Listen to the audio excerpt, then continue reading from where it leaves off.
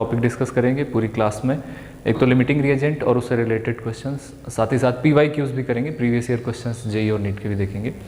और दूसरा स्टोइकियोमेट्रिक जो कैलकुलेशंस होती है वो हमारे लिए बहुत प्रॉब्लम क्रिएट करती है। तो आज की इस पूरी वीडियो में हम लोग इन दोनों टॉपिक को अच्छे से सीखेंगे, पढ़ेंगे और इस पर बेस्ड क्वेश्चन करेंगे। तो चलिए स्टार्ट करते हैं अपने आज के इस वीडियो को विदाउट वेस्टिंग आवर टाइम। सबसे पहले तो मैं लिमिटिंग रिएजेंट अगर आपको बताना चाहूँ, ठीक है, तो मेरे लिए एक छोटा सा ये क्वेश्चन है आपसे कि अगर मैंने आपको टायर दे दिए कुछ, है ना, कुछ टायर दे दिए, कुछ इंजन दे दिया और कुछ चेसिस दे दी, ठीक है, तो आपको ये बताना है कि कुल कितनी कार इससे बनेगी, है ना, how many cars you will you manufacture. तो आप कितनी कार मैन्युफैक्चर कर सकते हो यहाँ से, ठीक है। अब कितना दे रहे हैं वो देखिएगा। मैंने आपको मान लीजिए कि 400 टायर दे दिया, ठीक है, और मैंने आपको 95 इंजन दे दिया और मान लीजिए 105 मैंने आपको चेसिस दे दी, ठीक है, इसकी बॉडी। तो अब आप बताओ कितनी कार आप बना सकते हो, बताओ जल्दी से कितनी कार आप बना सकते हो, एक बार सोचो। देखो आप ये सोचोगे कि 400 टायर है तो एटलीस्ट 100 कार तो इससे बन जाएगी बढ़िया से, लेकिन इन सारे मटेरियल का यूज़ करना है। तो अगर इन सारे मटेरियल का यूज़ करोगे तो 400 टायर से लेकर के आप मतलब मैक्सिमम कितना कार बना सकते हो, 100। लेकिन 100 कार बनने के लिए आपको 100 इंजन और 100 बॉडी भी चाहिए कि नहीं चाहिए, ठीक है। तो आपके पास बॉडी कितनी है, आपके पास इंजन कितना है, 95। अगर आपके पास सिर्फ 95 इंजन है तो क्या आप 100 कार बना सकते हो? बिल्कुल नहीं बना सकते। आप कितने बना सकते हो? सिर्फ 95 कार बना सकते हो, ठीक है। तो अब आपके पास 95 इंजन था तो आपने 95 कार बना ली, राइट। तो ऐसे ही हमारे पास आप कह सकते हो कि कुछ ऐसी चीज़ें हैं इसमें जो पूरी तरीके से ख़त्म हो गई और उतना ही हमारा प्रोडक्ट फॉर्म हो गया, उतनी ही हमारी कार बन गई। कुछ एक्सेस में भी रह गई, जैसे टायर आपका एक्सेस में रह जाएगा, जैसे आपकी बॉडी या चेसिस आपकी एक्सेस में रह जाएगी। तो जब भी कभी हम कोई भी प्रोडक्शन करते हैं तो उसमें दो चीज़ें होती हैं, एक तो टोटली ख़त्म हो जाने वाली चीज़ होती है और हो सकता है कि कुछ चीज़ें बच जाएँ। तो ये जो मैन्युफैक्चरिंग ऑफ कार है ये किस बात पर डिपेंड कर रही है? क्या टायर के ऊपर डिपेंड कर रही है या जो पहले ख़त्म हो जा रहा है उस पर डिपेंड कर रही है? एग्जैक्टली आपने सही सोचा कि जो पहले ख़त्म हो जा रहा है उस पर डिपेंड करेगी। अगर मैं यहीं पर 90 इंजन आपको दे दूँ ना तो यहाँ पर कार की संख्या हो जाएगी 90, और अगर मैं यहीं पर आपको 100 इंजन दे दूँ तो कार की संख्या 100 हो जाएगी, ठीक है। इसका मतलब अगर मैं इंजन की संख्या कम ज़्यादा करूँ तो नंबर ऑफ कार्स भी कम ज़्यादा हो जाएंगी, ठीक है। मेरे ख्याल से आप समझ रहे होगे जो हम समझाना चाह रहे हैं कि इनमें से कुछ ऐसा जो ख़त्म हो जाता है। अच्छा, इसके लिए लिमिटिंग रिएजेंट, अच्छा इसी को हम लोग लिमिटिंग रिएजेंट बोलते हैं, it is your limiting reagent, ठीक है। तो ऐसे ही हमारी केमिकल रिएक्शन जब होती है, मान लीजिए कि A + B + C रिएक्टेंट हो या रिएजेंट हो, इससे मिल करके कोई प्रोडक्ट बनता है। अब प्रोडक्ट में भी हो सकता है 2 या 2 से ज़्यादा हो, तो कोई प्रोडक्ट बनता है। अब इसमें भी कोई ऐसा होगा जो पूरी तरीके से कंज्यूम हो जाएगा, ख़त्म हो जाएगा, पूरी तरीके से हमको देखने को नहीं मिलेगा। तो प्रोडक्ट भी किस पर डिपेंड करेगा? उसी पर डिपेंड करेगा जो पूरी तरीके से ख़त्म हो जाएगा, ठीक है। चलिए, तो I think you have got, सब कुछ आप समझ गए होंगे। चलते हैं आगे। लिमिटिंग रिएजेंट क्या होता है इसको समझते हैं। लिमिटिंग रिएजेंट एक तरह का क्या है, रिएक्टेंट। तो द रिएक्टेंट और reagent which is totally consumed, पूरी तरीके से कंज्यूम हो जाए, यूज में आ जाए, which is totally consumed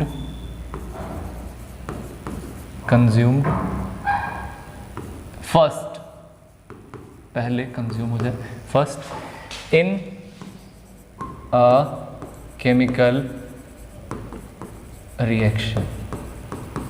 तो केमिकल रिएक्शन में जो पहले ख़त्म हो जाएगा उसी को बोलेंगे, है ना, limiting reagent is known as limiting reagent. Chemical reaction is known as limiting reactant भी बोल सकते हैं या लिमिटिंग रिएजेंट भी बोल सकते हैं, इसमें कोई अपराध नहीं है, ठीक है। अब हम निकालेंगे कैसे? अब हमको हर जगह टायर, कार और उसकी चेसिस से रिलेटेड क्वेश्चन थोड़ी आएगा। हाँ, उसी तरह से आ सकता है लेकिन अब उसका क्वेश्चन सीधा तो मिलेगा नहीं। तो कैसे हम लोग करेंगे इसके लिए ना, जैसे कोई रिएक्शन लिखी है, मान लीजिए कि A + B लिखा है और इसका कोई प्रोडक्ट बन रहा है। तो अब हमको अगर निकालना है तो इसमें कैसे लिमिटिंग रिएजेंट निकालेंगे? तो जो इसके आगे लिखा होता है, मान लीजिए A और 2B मिल करके कोई प्रोडक्ट बना रहे हैं, तो इसके आगे कुछ नहीं लिखा है तो 1 है। इसको बोलते हैं स्टोइकियोमेट्रिक कोफिशिएंट। क्या बोलते हैं? Stoichiometric coefficient. ठीक है जी सर, अब स्टोइकियोमेट्रिक कोएफिशिएंट है ये। अच्छा, और कुछ गिवन मोल होगा भाई, कितना ए ले रहे हो आप, कितना बी ले रहे हो, क्योंकि मैंने आपको यहाँ पर तो दिया था ना, यहाँ पर तो दिया था आपको कुछ ना कुछ, ये जो नंबर ऑफ इसके स्पेयर पार्ट्स हैं, इसी तरह से इसके कुछ ना कुछ स्पेयर पार्ट्स होंगे, है ना, दिया जाएगा आपको। इसके कुछ ना कुछ गिवन मोल होंगे। अगर ये गिवन मोल नहीं दिए होते हैं तो आप इन गिवन मोल की जगह पर कुछ ना कुछ दिया जाएगा आपको। मान लीजिए इसका 1 देता है, इसका 3 देता है। ठीक है, तो अब ट्रिक ये कहती है कि आप क्या करो, अगर आपको LR निकालना है तो आप क्या करो, गिवन मोल को डिवाइड कर दो स्टोइकियोमेट्रिक कोएफिशिएंट से, फिर जो रेशियो आए और जो कम आए, ठीक है, ये बात ध्यान में रखना है कि जो रेशियो आए और जिसकी वैल्यू कम होगी वही आपका लिमिटिंग रिएजेंट हो जाएगा। ठीक है, तो बात समझ में आ गई। तो क्या करना है, गिवन मोल, अगर गिवन मोल नहीं दिया है सर तो कुछ ना कुछ ऐसा दिया जाएगा आपको जिससे आप गिवन मोल निकाल सको, राइट। तो भाई अगर गिवन मोल नहीं दिया तो कुछ दिया जाएगा, उससे निकाल लेंगे। स्टोइकियोमेट्रिक कोएफिशिएंट आप बैलेंस्ड केमिकल रिएक्शन से निकाल सकते हो, देख सकते हो। ठीक है, बैलेंस्ड केमिकल रिएक्शन या गिवन इक्वेशन जो होगा उससे आप स्टोइकियोमेट्रिक कोएफिशिएंट निकाल सकते हो, देख के बता सकते हो। आगे जो मल्टीप्लाई होती है उसी को बोलते हैं। ठीक है, तो आई थिंक इतनी बात समझ में आ गई होगी। जल्दी से इसका स्क्रीनशॉट ले लीजिए। ले लिया? चलिए अब बात करते हैं स्टोइकियोमेट्री की। स्टोइकियोमेट्री एक रिलेशन है, किसके बीच का? रिएक्टेंट और प्रोडक्ट के बीच का एक रिलेशन है। ठीक है, तो आप क्या कहते हो स्टोइकियोमेट्री, तो the relation between reactants and products, ये क्या है? The relation between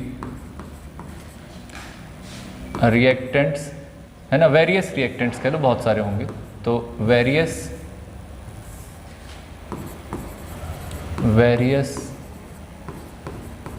reactants and products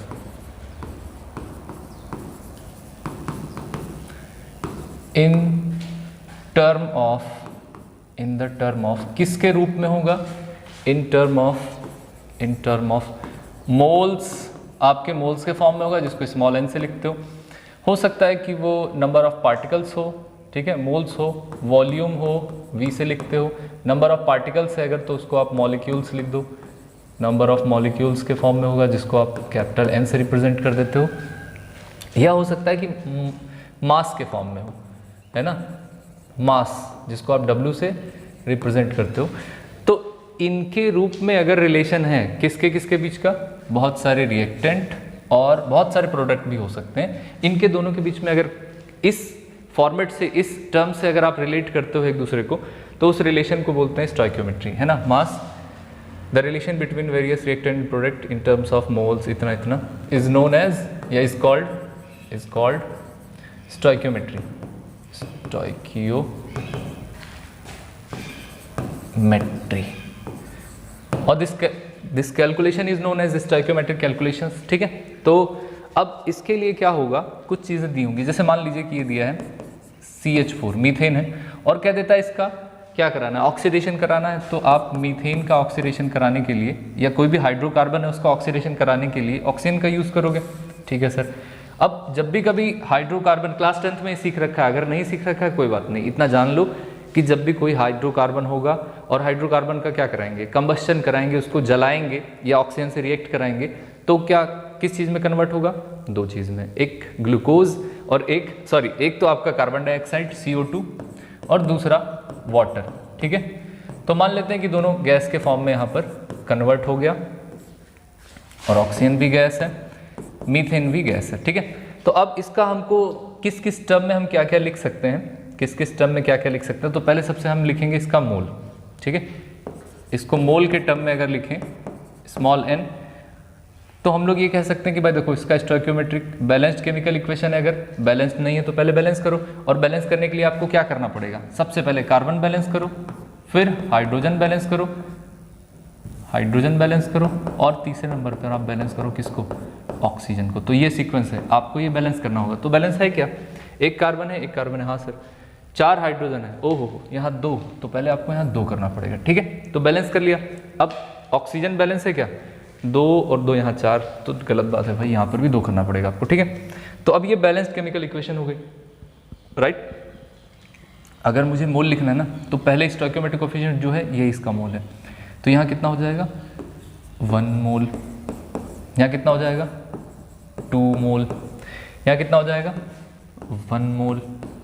इसको क्या लिख सकते हैं 2 मोल। इसका मतलब पहले एक लाइन का समझ लीजिए कि इसका 1 मोल इसके 2 मोल से रिएक्ट करके 1 मोल कार्बन डाइऑक्साइड बनाता है और 2 मोल वाटर बनाता है, ठीक है। अब जब इतना बन गया है तो अब मुझे अगर इसको लिखना हुआ किसमें, मास के रिस्पेक्ट में, तो आप मास के लिए जानते हो ना क्या, n is equal to weight by molecular weight, n is equal to weight by molecular weight, तो number of moles is equal to होता है वेट बाई मॉलिकुलर वेट, ठीक है। और यही होता है capital N upon Na, number of particles, ठीक है। और यही क्या होता है V upon 22.4 litre at STP, ये है मोल कॉन्सेप्ट, ठीक है। अब इसका इस्तेमाल करेंगे, तो हमको क्या चाहिए, अगर मास चाहिए W चाहिए, तो हम लोग उसका मोलर मास से n में मल्टीप्लाई करा देना भाई, यानी n is equal to weight by molecular weight से हम लोग लिख सकते हैं कि जो मास होगा, वेट W होगा, वो क्या हो जाएगा, weight W is equal to n into molar mass. अब सबका मोलर मास रख दो और n मतलब नंबर ऑफ मोल्स रख दो। बताओ कार्बन का कितना होता है 12, 4, 16, तो ये 1 इंटू 16 ग्राम हो जाएगा, ठीक है। ये कितना हो जाएगा 2 इंटू ऑक्सीजन का 32 हो जाएगा, एक ऑक्सीजन का होता है कितना 16, तो 32 ग्राम हो जाएगा, राइट। यहाँ पर 1 इंटू 44 हो जाएगा इसका, क्यों, यहाँ पर आप निकालोगे तो 12 और 16 दूनी 32, 32 12 44, ठीक है। चलो बहुत बढ़िया, इसका कितना 2 इंटू 18 ग्राम हो जाएगा। क्या इतनी बात समझ में आई। चलिए तीसरा हम लोग देखते हैं, नंबर ऑफ पार्टिकल्स यानी मॉलिक्यूल्स कितने होंगे।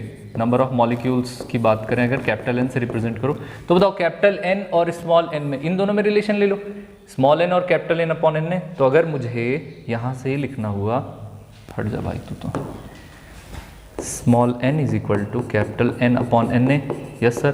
तो कैपिटल N की वैल्यू क्या हो जाएगी, कैपिटल N की जो वैल्यू हो जाएगी वो हो जाएगी स्मॉल n इंटू n ने, मतलब नंबर ऑफ अवागाड्रो नंबर या नंबर ऑफ जो 6.022 इंटू 10⁻23 होता है उसी से मल्टीप्लाई करा देना। तो यहाँ n के लिए क्या हो जाएगा, n की वैल्यू कितनी 1, तो ये हो जाएगा 1n ने, राइट।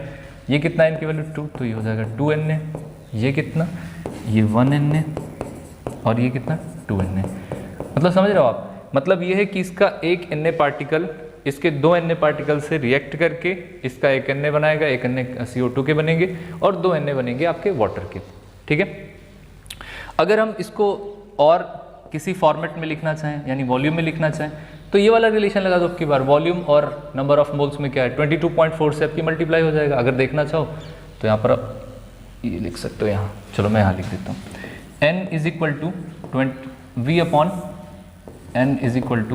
V अपॉन 22.4 लीटर होता है एट STP, तो V इज इक्वल टू क्या हो जाएगा n into 22.4 litre at STP। तो मतलब n की वैल्यू कितनी है, n की वैल्यू 1 है, तो ये हो जाएगा कितना 1 इंटू 22.4 लीटर, ठीक है 22.4 लीटर। ये हो जाएगा 2 इंटू 22.4 लीटर, मतलब ये 44.8 लीटर आ जाएगा। इसमें करोगे 1 इंटू 22.4 लीटर और इसमें हो जाएगा 2 इंटू 22.4 लीटर, ठीक है जी। तो अब क्वेश्चन में ऐसा होगा ना, जब भी कभी स्टोइकियोमेट्री का क्वेश्चन आएगा तो ऐसा दिया जाएगा कि कई बार होगा आपको इसका मोल दे देगा और इसमें पूछेगा बताओ कितना मास होगा CO2 का, ठीक है। कई बार होगा कि इसके नंबर ऑफ पार्टिकल्स दे दिए जाएंगे, पूछा जाएगा बताओ कितना मोल बनेगा वाटर, ठीक है। कई बार ऐसा भी हो सकता है कि इसका वॉल्यूम दे दिया जाए, किसका CH4 का वॉल्यूम दे दिया जाए और आपसे कहे बताओ कितनी लीटर वाटर रिलीज होगी या कितनी लीटर कार्बन डाइऑक्साइड बनेगी, तो कुछ भी पूछ सकता है। अब इन चारों को आप अगर एक दूसरे के सामने रखते हो, मतलब इसके सामने आप इन चारों में से कुछ भी रख सकते हो, ठीक है, इसके सामने इन चारों में से कुछ भी रख सकते हो, क्योंकि ये सब बराबर है और इन्हीं को बराबर करने का जो तरीका होता है इसी को बोलते हैं यूनिटरी मेथड, है ना। एक दूसरे को आप आमने सामने रख के उसको सॉल्व करिए कि भाई 1 से इतना मिलता है तो 10 से कितना मिलेगा, ठीक है। तो आई थिंक ये बात आपको समझ में आ गई होगी। स्क्रीनशॉट ले लीजिए इसका, जल्दी से अच्छे से नोट बना लीजिएगा। चलिए ले लिया। चलिए अब कुछ कर लेते हैं क्वेश्चन, ठीक है। अच्छे खासे कई सारे क्वेश्चन है। देखिए पहले एक क्वेश्चन है कि 2 मोल N2 और 3 मोल H2O, ये जेईई मेंस 2020 का क्वेश्चन है। 2 मोल N2 और 3 मोल H2 दिया है, ठीक है। और ये इक्वेशन दी है क्या, N2 गैस, अच्छा इसको हैबर प्रोसेस बोलते हैं, H3H2 गैस के साथ क्या बना रही है, अमोनिया बना रही है, 2NH3 अमोनिया बन रही है, ठीक है। अब आपको सबसे आसानी से क्या करना है, गिवन मोल जो भी दिया हो, गिवन मोल जो भी दिया हो बेटा ऊपर लिख लो, कितना दिया इसका 2 मोल दिया है, इसका कितना दिया 3 मोल दिया है, ठीक है। गिवन मोल हमने लिख लिया। अब स्टोइकियोमेट्रिक कोफिशिएंट कितना है, यहाँ पर है 1, स्टोइकियोमेट्रिक कोएफिशिएंट कितना है, आसान वाला तरीका निकालेंगे ना, क्योंकि हमारे पास टाइम कम होता है एग्जाम में, हमको जल्दी क्वेश्चन सॉल्व करना होता है। तो स्टोइकियोमेट्रिक कोफिशिएंट इसका कितना है, कुछ नहीं, तो इसका 1 है, इसका 3 है, तो ये हो जाएगा 1 और इसका 3।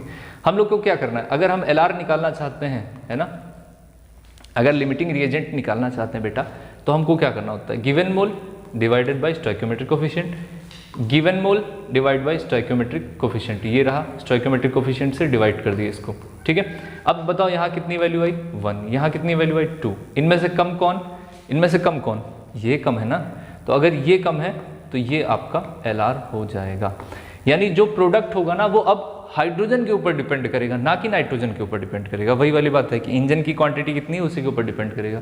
तो अगर हाइड्रोजन LR है और हाइड्रोजन 3 मोल से, अब यहाँ से ये रिलेशन लिखना है आपको कि 3H2 से वो कितना बनाता है, 2NH3 बनाता है।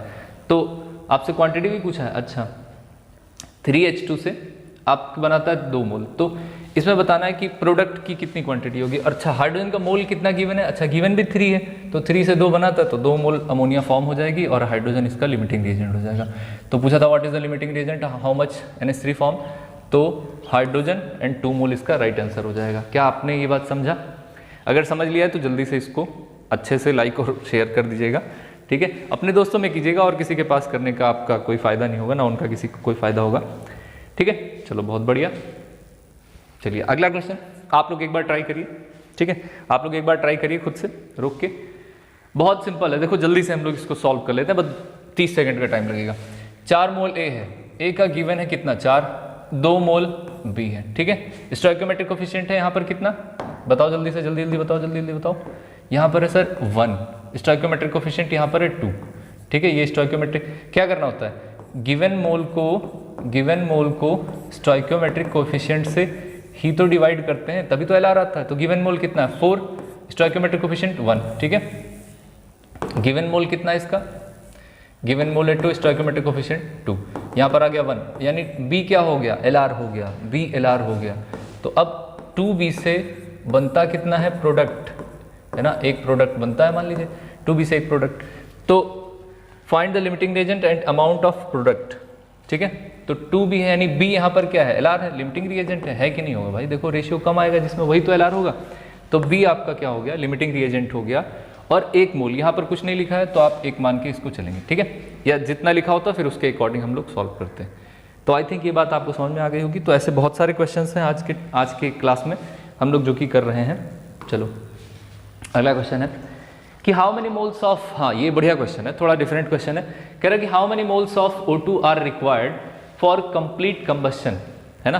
How many moles of O2 are required for complete combustion, 2.8 gram C2H6 मतलब इथेन, ठीक है। तो अब ये रिएक्शन ना दी जाए तो भी आपको लिखना है। कह रहा है कि कंप्लीट कंबस्शन करा रहे हो, तो भाई कंप्लीट कंबस्शन के लिए क्या कराते हो, C2H6 प्लस O2, और ये कराते हो आप क्या, CO2 बनाते हो गैस में, और क्या बनाते हो, वाटर बनाते हो, ठीक है। अच्छा सर एक बात और ध्यान रखिएगा कि इसको आपको बैलेंस करना है, तो यहाँ 2 कार्बन है, बहुत बड़ा अपराध मत करिएगा, ठीक है, 2 कार्बन कर दीजिएगा कायदे से। अच्छा ठीक है सर कर दिए। अब हाइड्रोजन को देख लीजिए, 6 हाइड्रोजन, यहाँ पर कितना 3 आ जाएगा, ठीक है।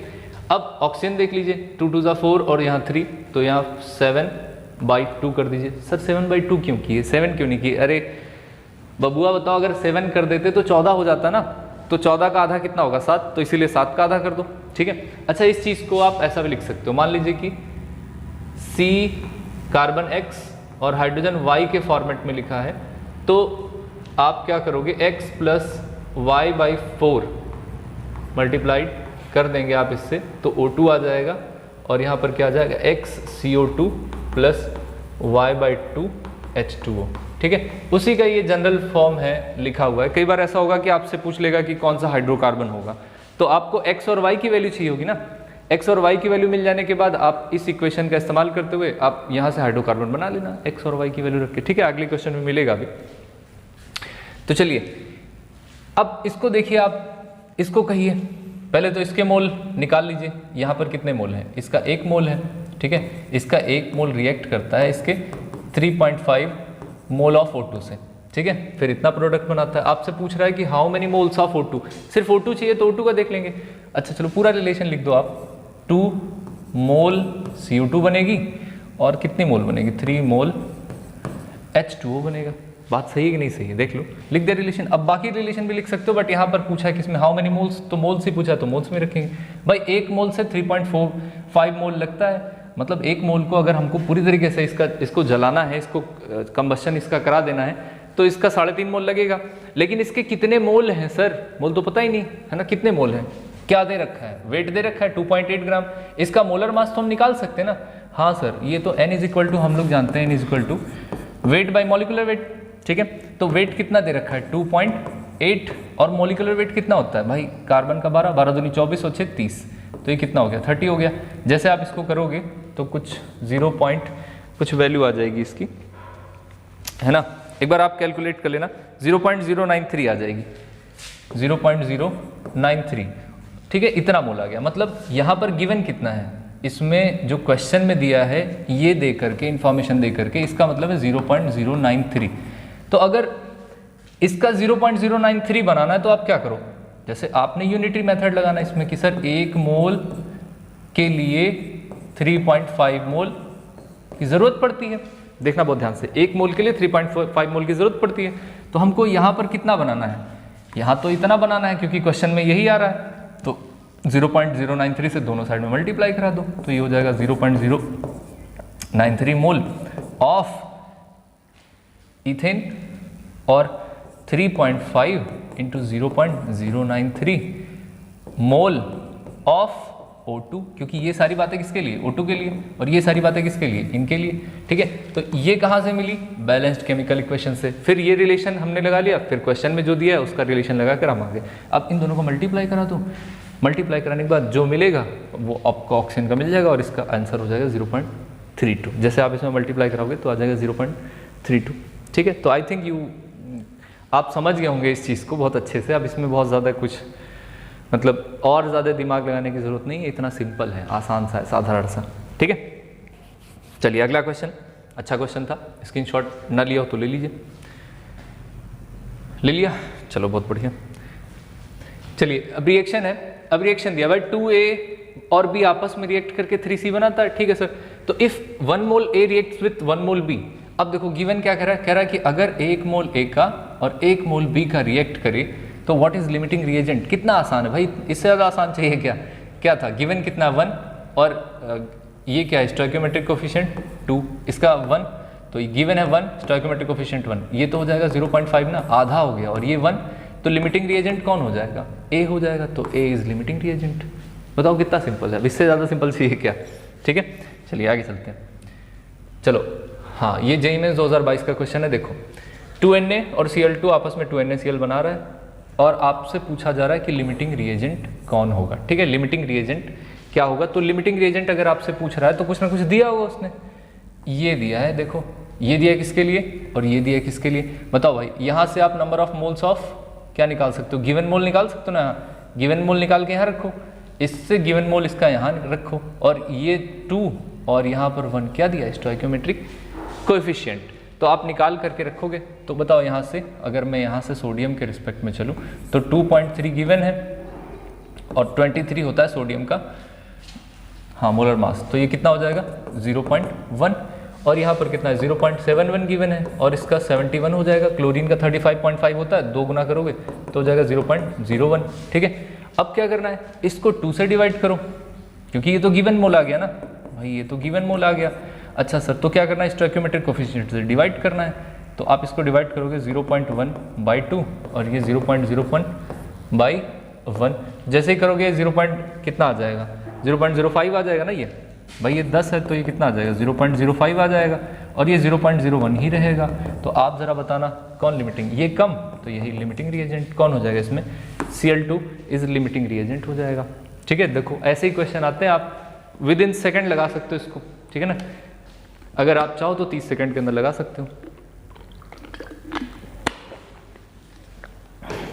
ठीक है, चले आगे चलते हैं। हाँ, जेईई मेंस 2015 का क्वेश्चन है ये। 3 मोल ए रिएक्ट कर रहा है 3 मोल बी से, यहीं पर देखो, यहीं पर लिख दो ऐसे ही क्वेश्चन में प्यार से, 3 मोल इसके 3 मोल से रिएक्ट कर रहा है, आपको बताना है फाइंड लिमिटिंग रिएजेंट। तो ये बताओ 3 से 3 डिवाइड होगा 1 हो जाएगा। गिवन मोल बाय स्टोइकियोमेट्रिक कोफिशिएंट 1.5, छोटा कौन, ये वाला, तो लिमिटिंग रिएजेंट कौन, ये वाला। ठीक है, जो छोटा वो लिमिटिंग रिएजेंट। ठीक है, चलिए जी आगे चलते हैं। अच्छे अच्छे क्वेश्चन भी हैं, बहुत सिंपल से क्वेश्चन अभी करा दे उसके बाद कराना। हाँ, जैसे ये देखिए, कह रहा है कि CaCO3 HCl से रिएक्ट करके कैल्शियम क्लोराइड बना रहा है और कार्बन डाइऑक्साइड और वाटर, गिवन रिएक्शन है।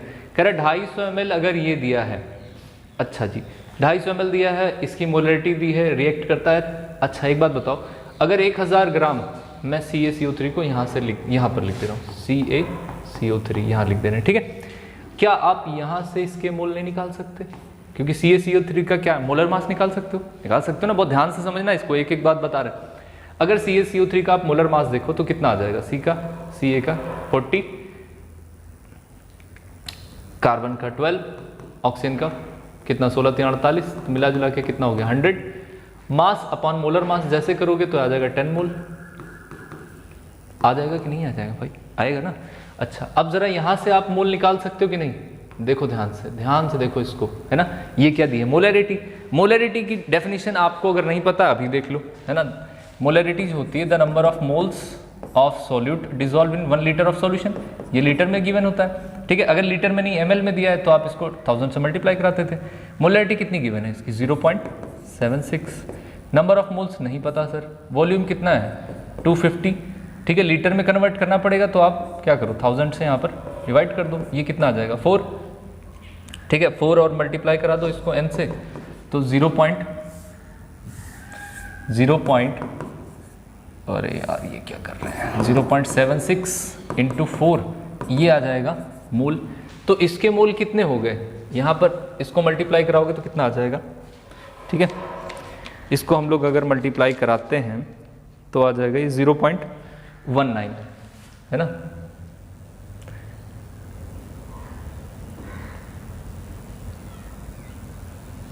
.19 एक बार कराइएगा, 0.19। एक मिनट, आपने यहाँ पर थोड़ी सी गड़बड़ी की है। ठीक है, क्या गड़बड़ी की है कि ये होगा 1/4, है ना। देखिए 1/4 होगा तो 1/4 से आपको डिवाइड करना पड़ेगा ना। यहाँ से क्या करना पड़ेगा, 1/4 से डिवाइड, फिर ये कितना आ जाएगा 0.19, 1976। ठीक है, अब 0.19 आ गया, ये आ गया कितना 0.19 आ गया। ठीक है, और ये कितना मोल आ गया 10 मोल। अब इसका लिमिटिंग रिएजेंट निकाल लो, इसका लिमिटिंग। अच्छा एक बात और भी यहीं पर समझ लो कि जब भी कभी दो वैल्यू दी हो, दो रिएक्टेंट की वैल्यू दी हो, तब आप क्या लगाओगे, तब आपको पहले ये देखना है कि उन दोनों में लिमिटिंग रिएजेंट क्या है। अगर सिर्फ एक वैल्यू दी है, एक डाटा दिया है ना, एक वैल्यू दी है, एक डाटा दिया है, तब आप लगा दो स्टोइकियोमेट्रिक कोफिशिएंट। ठीक है, स्टोइकियोमेट्री लगा दो, स्टोइकियोमेट्री से आप इसको कर ले जाओगे। ठीक है, तो जब दोनों दिया हो तो आपको लगाना है लिमिटिंग रिएजेंट, जब एक दिया हो तो स्टोइकियोमेट्री लगा दो। ठीक है, चलो अब यहाँ पर हम लोग क्या देख रहे हैं कि यहाँ पर इसके 10 मोल हैं, इसके इतने। अब बताओ इसके लिए LR निकालोगे तो गिवन मोल बाई 1। ठीक है, 10/1 करोगे, इसके लिए निकालोगे तो 0. Given mole by 2। तो आप देखो ना यहाँ पर 10 मोल और ये और छोटा हो जाएगा, तो LR तो ये हुआ, राइट। अगर आप ये कह रहे हो कि ये LR है, ठीक है, अगर ये LR है, ये क्या हो रहा है पूरा ही, चलो छोटा कर देते हैं सभी को। ठीक है, ये आ गया, छोड़ो यार ऐसे ही। यहाँ पर देखिए, ठीक है, अगर ये LR है तो यहाँ पर आपको रिलेशन में तो इसका लिखना पड़ेगा। देखिए क्या रिलेशन होता है इसमें, 2HCl कितना देता है आपको, CaCl2 का क्या पूछ रहा है वैसे, what is mass of CaCl2 will be formed, mass of CaCl2 पूछ रहा है। ठीक है, तो 2HCl से एक CaCl2 बनता है। अब इन दोनों का रिलेशन लिख लेंगे, जैसे आपने चारों का लिखा था, तो अब की बार इसका कितना मोल है, इसका 2 मोल अगर है तो 1 मोल बनाता है, तो इसका कितना है, पहले एक कर लो यहाँ पर, इसका 2 मोल, इसका 1 मोल बनाता है, राइट। 2 मोल HCl जब रिएक्ट करेगा, कंज्यूम हो जाएगा, तो 1 मोल इसका फॉर्म होगा, ठीक है सर। तो इसका 1 मोल क्या करेगा, 1 मोल अगर हम लोग यहाँ पर करेंगे तो 2 से यहाँ डिवाइड कर दो, तो ये 1/2 मोल इसका बनेगा। आप ही सोचो ना, 2 से 1 बनता है तो 1 से आधा ही तो बनेगा, तो यहाँ वाली जो चीज़ है यहाँ से डिवाइड कर दी, ठीक है। अब यहाँ कितने मोल हैं, 0.19 मोल है। तो अगर 0.19 मोल है तो दोनों साइड में मल्टीप्लाई करा दो, क्योंकि 0.19 से जैसे आप यहाँ पर मल्टीप्लाई कराओगे तो ये बन जाएगा इतना, यहाँ पर कराओगे तो कितना आ जाएगा, 0.19 मोल इसका बन जाएगा। लेकिन मोल तो पूछा नहीं है, क्वेश्चन में पूछा है कि मास कितना होगा। तो क्या दिक्कत है, अगर हमको n की वैल्यू पता है, n की वैल्यू पता है कितना, इसको आप डिवाइड कर लो तो कितना हो जाएगा, 0.95, ठीक है ना। तो अगर 0.95 हो गया, n की वैल्यू इतनी आ गई है, आप ऐसे भी रख के सॉल्व कर सकते हो। तो इसका मोलर मास कितना होगा, n इज इक्वल टू, जानते हो ना भाई, n इज इक्वल टू होता है weight by molecular weight, right. तो अगर वेट आपको निकालना है तो n इंटू एम कराना पड़ेगा ना, तो n यहाँ से n इंटू एम करा देंगे तो आ जाएगा आपका वेट, ठीक है। तो n की वैल्यू 0.95, m की वैल्यू कितनी होगी ये निकाल लें हम लोग। कैल्शियम की होती है 40, क्लोरीन की 71 हो जाएगी, दोनों की मिला के ना 35 दूनी 71, 35.5 होती है तो 71 हो जाएगी, तो ये कितना आ जाएगा, 111। जैसे 0.95 और 111 से मल्टीप्लाई कराओगे ना तो आपका कुछ आंसर आ जाएगा 10.45 के आसपास, ठीक है। क्या ये बात समझ में आई, यहाँ पर जो भी मल्टीप्लाई कराओगे तो आपका आंसर आ जाएगा। तो पहले सबसे क्या किया आपने, इसमें आपने इसके मोल निकाले, इसके मोल निकाले, दोनों में रिलेशन देखा, फिर देखा लिमिटिंग रिएजेंट कौन है, फिर लिमिटिंग रिएजेंट के ऊपर ये डिपेंड करेगा, तो इससे 2 से 1 बनता है तो इसके 0.9 से कितना बनेगा, इतना बनेगा। फिर इतने का इतने मोल से लेकर मास निकालना है, कोई बात नहीं, मोलर मास से मल्टीप्लाई करा के मास निकाल देंगे, ठीक है। आई थिंक ये आपको समझ में आ गया होगा। चलो भाई, चलिए आगे चलते हैं, अगले क्वेश्चन को देखते हैं, ठीक है। आप इस बार इसको आप लगाइए, है ना, आपके पास थोड़ा सा टाइम है, आप इसको सॉल्व करिए, फिर हम लोग इसको डिस्कस करते हैं। चलिए 8 नंबर क्वेश्चन पे हम लोग पहुंच गए हैं, और ऐसे 30 क्वेश्चन है, 30 क्वेश्चन है, बढ़िया बढ़िया क्वेश्चन है, जल्दी से हम लोग डिस्कस कर लेंगे 1 घंटे के अंदर सब।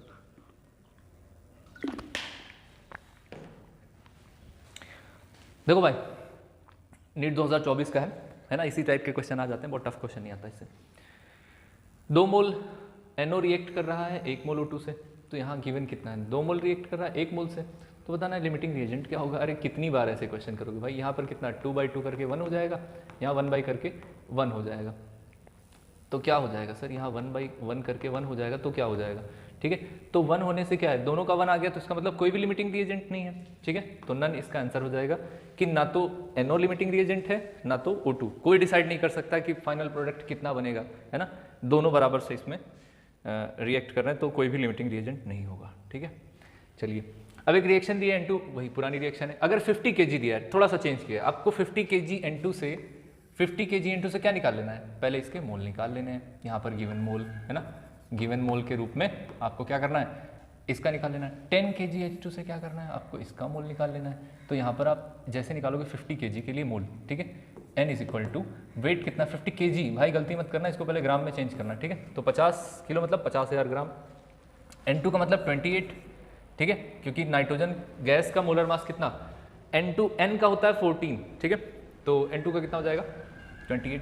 तो यहाँ से कितना आ जाएगा, N2 के लिए निकाला था आपने, तो यहाँ N2 लिख दो ना, H2 क्यों लिख रहे हो, N2 के लिए, अगर यहाँ NH2 के लिए निकालें तो कितना आ जाएगा, 10,000 बाई कितना 2, ठीक है, क्योंकि हाइड्रोजन का मोलर मास कितना होगा, तो यहाँ आ जाएगा 5, ठीक है, और 28, तो 50 डिवाइड बाई 28 करेंगे तो कितना आ जाएगा 1785.7, ठीक है, कहाँ गया जी, 1785.7, ठीक है। तो अगर 1785.7 आया है तो आप क्या करो, इसके मोल को यहाँ रख दो, कितना है 1785.5, इसको कितना कर दो 5000, तो 5000 को अब यहाँ स्टोइकियोमेट्रिक कोएफिशिएंट 1 है, यहाँ पर 3 है, तो आप ज़रा बताओ अगर मुझे LR निकालना हुआ तो मैं क्या करूँगा, 1785.5 डिवाइड बाई 1 गिवन मोल है 5000 डिवाइड बाई 3, तो ये तो और कम हो जाएगा ना, ये 1600 है ना, 66 के आसपास आ जाएगा, है ना। तो ये क्या है, ये 1785 आ रहा है और ये 1600 समथिंग आ रहा है, दोनों में कम कौन, ये तो यही हो जाएगा ना लिमिटिंग रिएजेंट। तो H2 आपके लिमिटिंग रिएजेंट, सिर्फ लिमिटिंग रिएजेंट बताना और कुछ नहीं, ठीक है। समझ पा रहे हो नहीं समझ पा रहे हो, ठीक है। ऐसे ही आराम से समझते चलिए, इसमें कोई बहुत बड़ी आफत वाली बात नहीं, आपको समझ आएगा। और अच्छे अच्छे क्वेश्चन डिस्कस करेंगे हम लोग थोड़ा थोड़ा ऐसे धीरे धीरे करके। चलिए भाई, ये अच्छा क्वेश्चन है, थोड़ा जेईई मेंस 2019 का क्वेश्चन है, और डिफरेंट क्वेश्चन भी हैं, कुछ अलग टाइप के भी क्वेश्चन है। यही रिएक्शन दिए, देखो 2 4 6 रिएक्शन होती है, वो घुमा घुमा के वही सब पूछते रहते हैं। तो आप उसको जो 2 4 6 रिएक्शन है ना, उसी को देख लीजिए, उसी को अच्छे से उसकी सारी बातें समझ लीजिए, फिर आप ज़्यादा परेशान नहीं होंगे। फिर अलग से कुछ ज़्यादा नहीं पूछता इसमें। N2 दिया है, H2 दिया है, और ये NH3 बना रखा है। Identify hydrogen as a limiting reagent. अब की बार इसमें से कुछ ऐसा रखो जो हाइड्रोजन एक लिमिटिंग रिएजेंट की तरह व्यवहार किया जाए, उसकी तरह इसमें क्या है, हाइड्रोजन एक लिमिटिंग रिएजेंट बन जाए, ऐसा करना है। ठीक है, तो चलो पहले ऑप्शन से ट्राई करते हैं। हमारे पास रिएक्शन क्या दी, N2 gas plus 3H2 gas, और ये बनता है आपका 2NH3 गैस, अमोनिया गैस। ठीक है, पहले 56 ग्राम अगर इसमें देखो तो इसमें मोल कितना है, ये 28 और ये 56, तो 56/28 का मतलब हो गया 2 मोल। ठीक है, तो यहाँ मैं गिवन मोल अगर लिखूँ पहले के अकॉर्डिंग तो ये कितना हो गया, 2 हो गया। और यहाँ के अकॉर्डिंग बताना ज़रा कितना है, ये 2, और 2 को 10 से डिवाइड करोगे तो आ जाएगा 5 मोल। ठीक है, तो यहाँ पर कितना है, 2 मोल हो गया, और यहाँ पर हो गया 5 मोल। इसका मतलब गिवन मोल यहाँ पर 2 मोल है इसका। चल जा भाई, इसका 2 मोल है और इसका 5 मोल, और ये स्टोइकियोमेट्रिक कोफिशिएंट 1 है, इसका 3। तो आप क्या करोगे, 2 को डिवाइड करोगे 1 से, 5 को डिवाइड करोगे 3 से।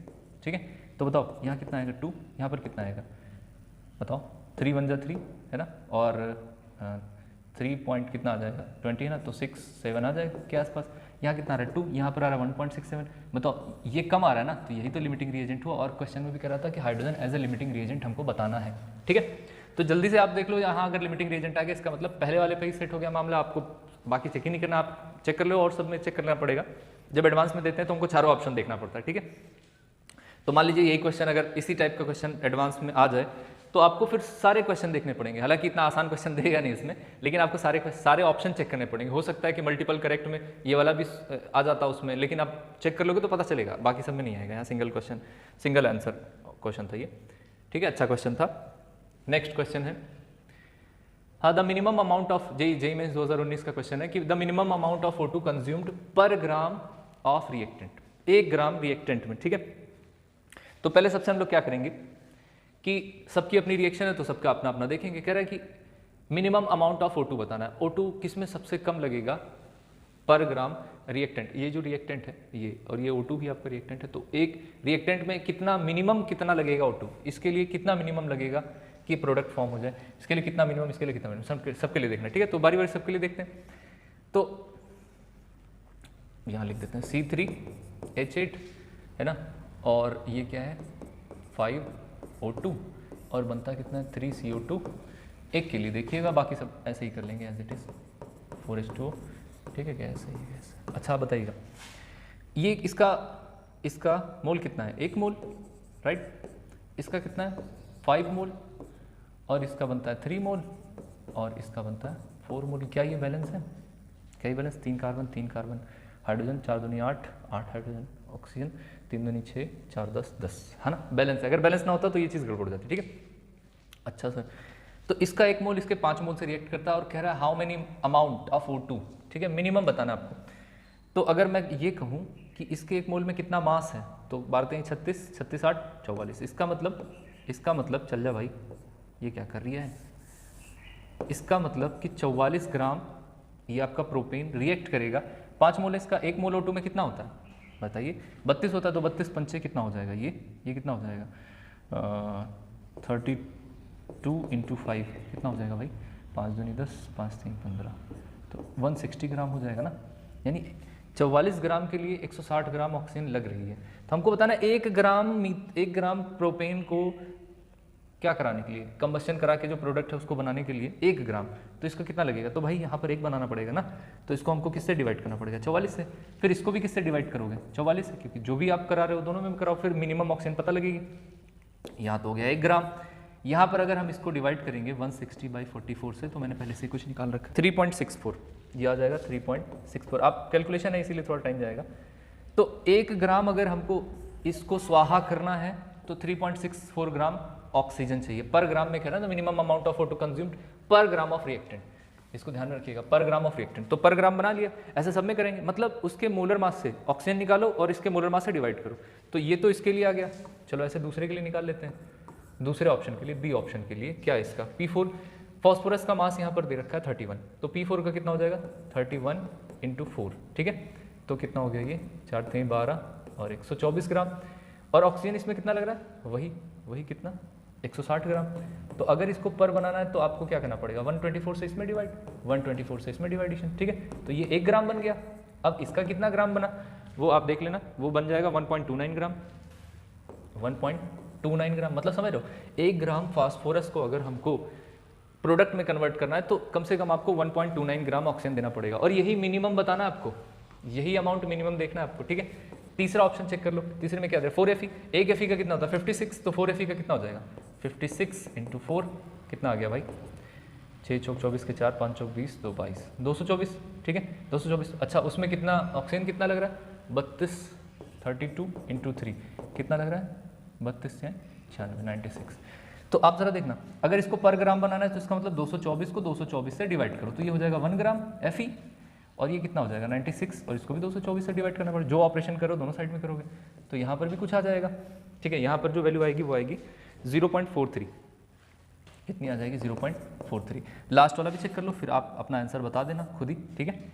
अच्छा आपको अगर कोई चीज़ कन्फ्यूजन लगती हो कि सर इसमें क्या होगा या आपका डिफरेंट टाइप का क्वेश्चन हो इसमें, तो आप कमेंट बॉक्स में कमेंट कर देना, ठीक है। अच्छा तो ये डी वाले में क्या करना है, mg है, mg का कितना है भाई, mg का है 24 होता है, हाँ 24 है, तो 2 mg है तो ये कितना हो जाएगा 2 24 दूनी 48, मतलब 48 ग्राम अगर mg है तो कितनी ऑक्सीजन खा रहा है ये तो सिर्फ 32 ग्राम ऑक्सीजन खा रहा है सर। तो अगर इसको 1 बनाना है तो क्या करोगे 48 से इसको डिवाइड करो, तो 1 ग्राम mg आ गया, इसको भी 48 से डिवाइड करो, ठीक है। तो इसकी जो वैल्यू आएगी वो आ जाएगी mg के लिए आ जाएगी 0.66, 0.66, थोड़ा सा कैलकुलेटिव है, ठीक है। यहाँ पर कितनी आई 3.64, यहाँ कितनी आई 1.29, यहाँ कितनी आई 0.43, यहाँ कितनी आई 0.66। सबसे कम किस में है, सबसे कम सी वाले में दिख रही है आपको, तो आपका आंसर क्या हो जाएगा सी आंसर हो जाएगा। समझ पा रहे हो कि नहीं समझ पा रहे हो, जल्दी से इसको नोट करो, तब तक मैं देखूँ सारी चीज़ें ठीक चल रही हैं कि नहीं चल रही हैं। अभी हमारे पास बहुत सारे क्वेश्चन है। Find LR 2 mole of A R reacted, ये सब क्वेश्चन आपके लिए, ठीक है। 4 मोल और ये आपके लिए क्वेश्चन है, ठीक है। आप इसको करना, स्क्रीनशॉट ले लो, करना इसका, ठीक है, कमेंट करके बता देना। Find LR 6 mole of SO2 are reacted with 32 gram of O2। अब क्या दिक्कत है भाई, अगर 6 मोल इसका गिवन है, इसका 6 मोल गिवन है और अगर 32 ग्राम O2 कह रहा है, तो इसमें क्या अपराध कर दिया, वेट बाय मॉलिक्यूलर वेट लगा दो भाई। ऑक्सीजन का मॉलिक्यूलर वेट होता है कितना 32, ग्राम कितना दिया 32, इसका मतलब 1 है। लो जी, अब गिवन मोल और आपको क्या पता चल गया, पता चल गया ना। अब इसका 2 रखा है, इसका 1 रखा है, तो आप निकाल सकते हो लिमिटिंग रिएजेंट, हाँ निकाल लेना फिर, ठीक है। चलिए नेक्स्ट, हाँ ये इसमें सारे क्वेश्चन इसमें ऐड हो जाएंगे, ठीक है। सारी जितनी भी चीज़ें सब इसी में ऐड हो जाएंगी, एक एक चीज़ सब कुछ इसमें डिस्कस कर लेंगे, ठीक है। तो 8 ग्राम H2, पहले सबसे तो यही आपको 8 ग्राम H2 का मतलब कितना 8/2, तो आप करोगे कितना 4 मोल H2 हो गया, राइट।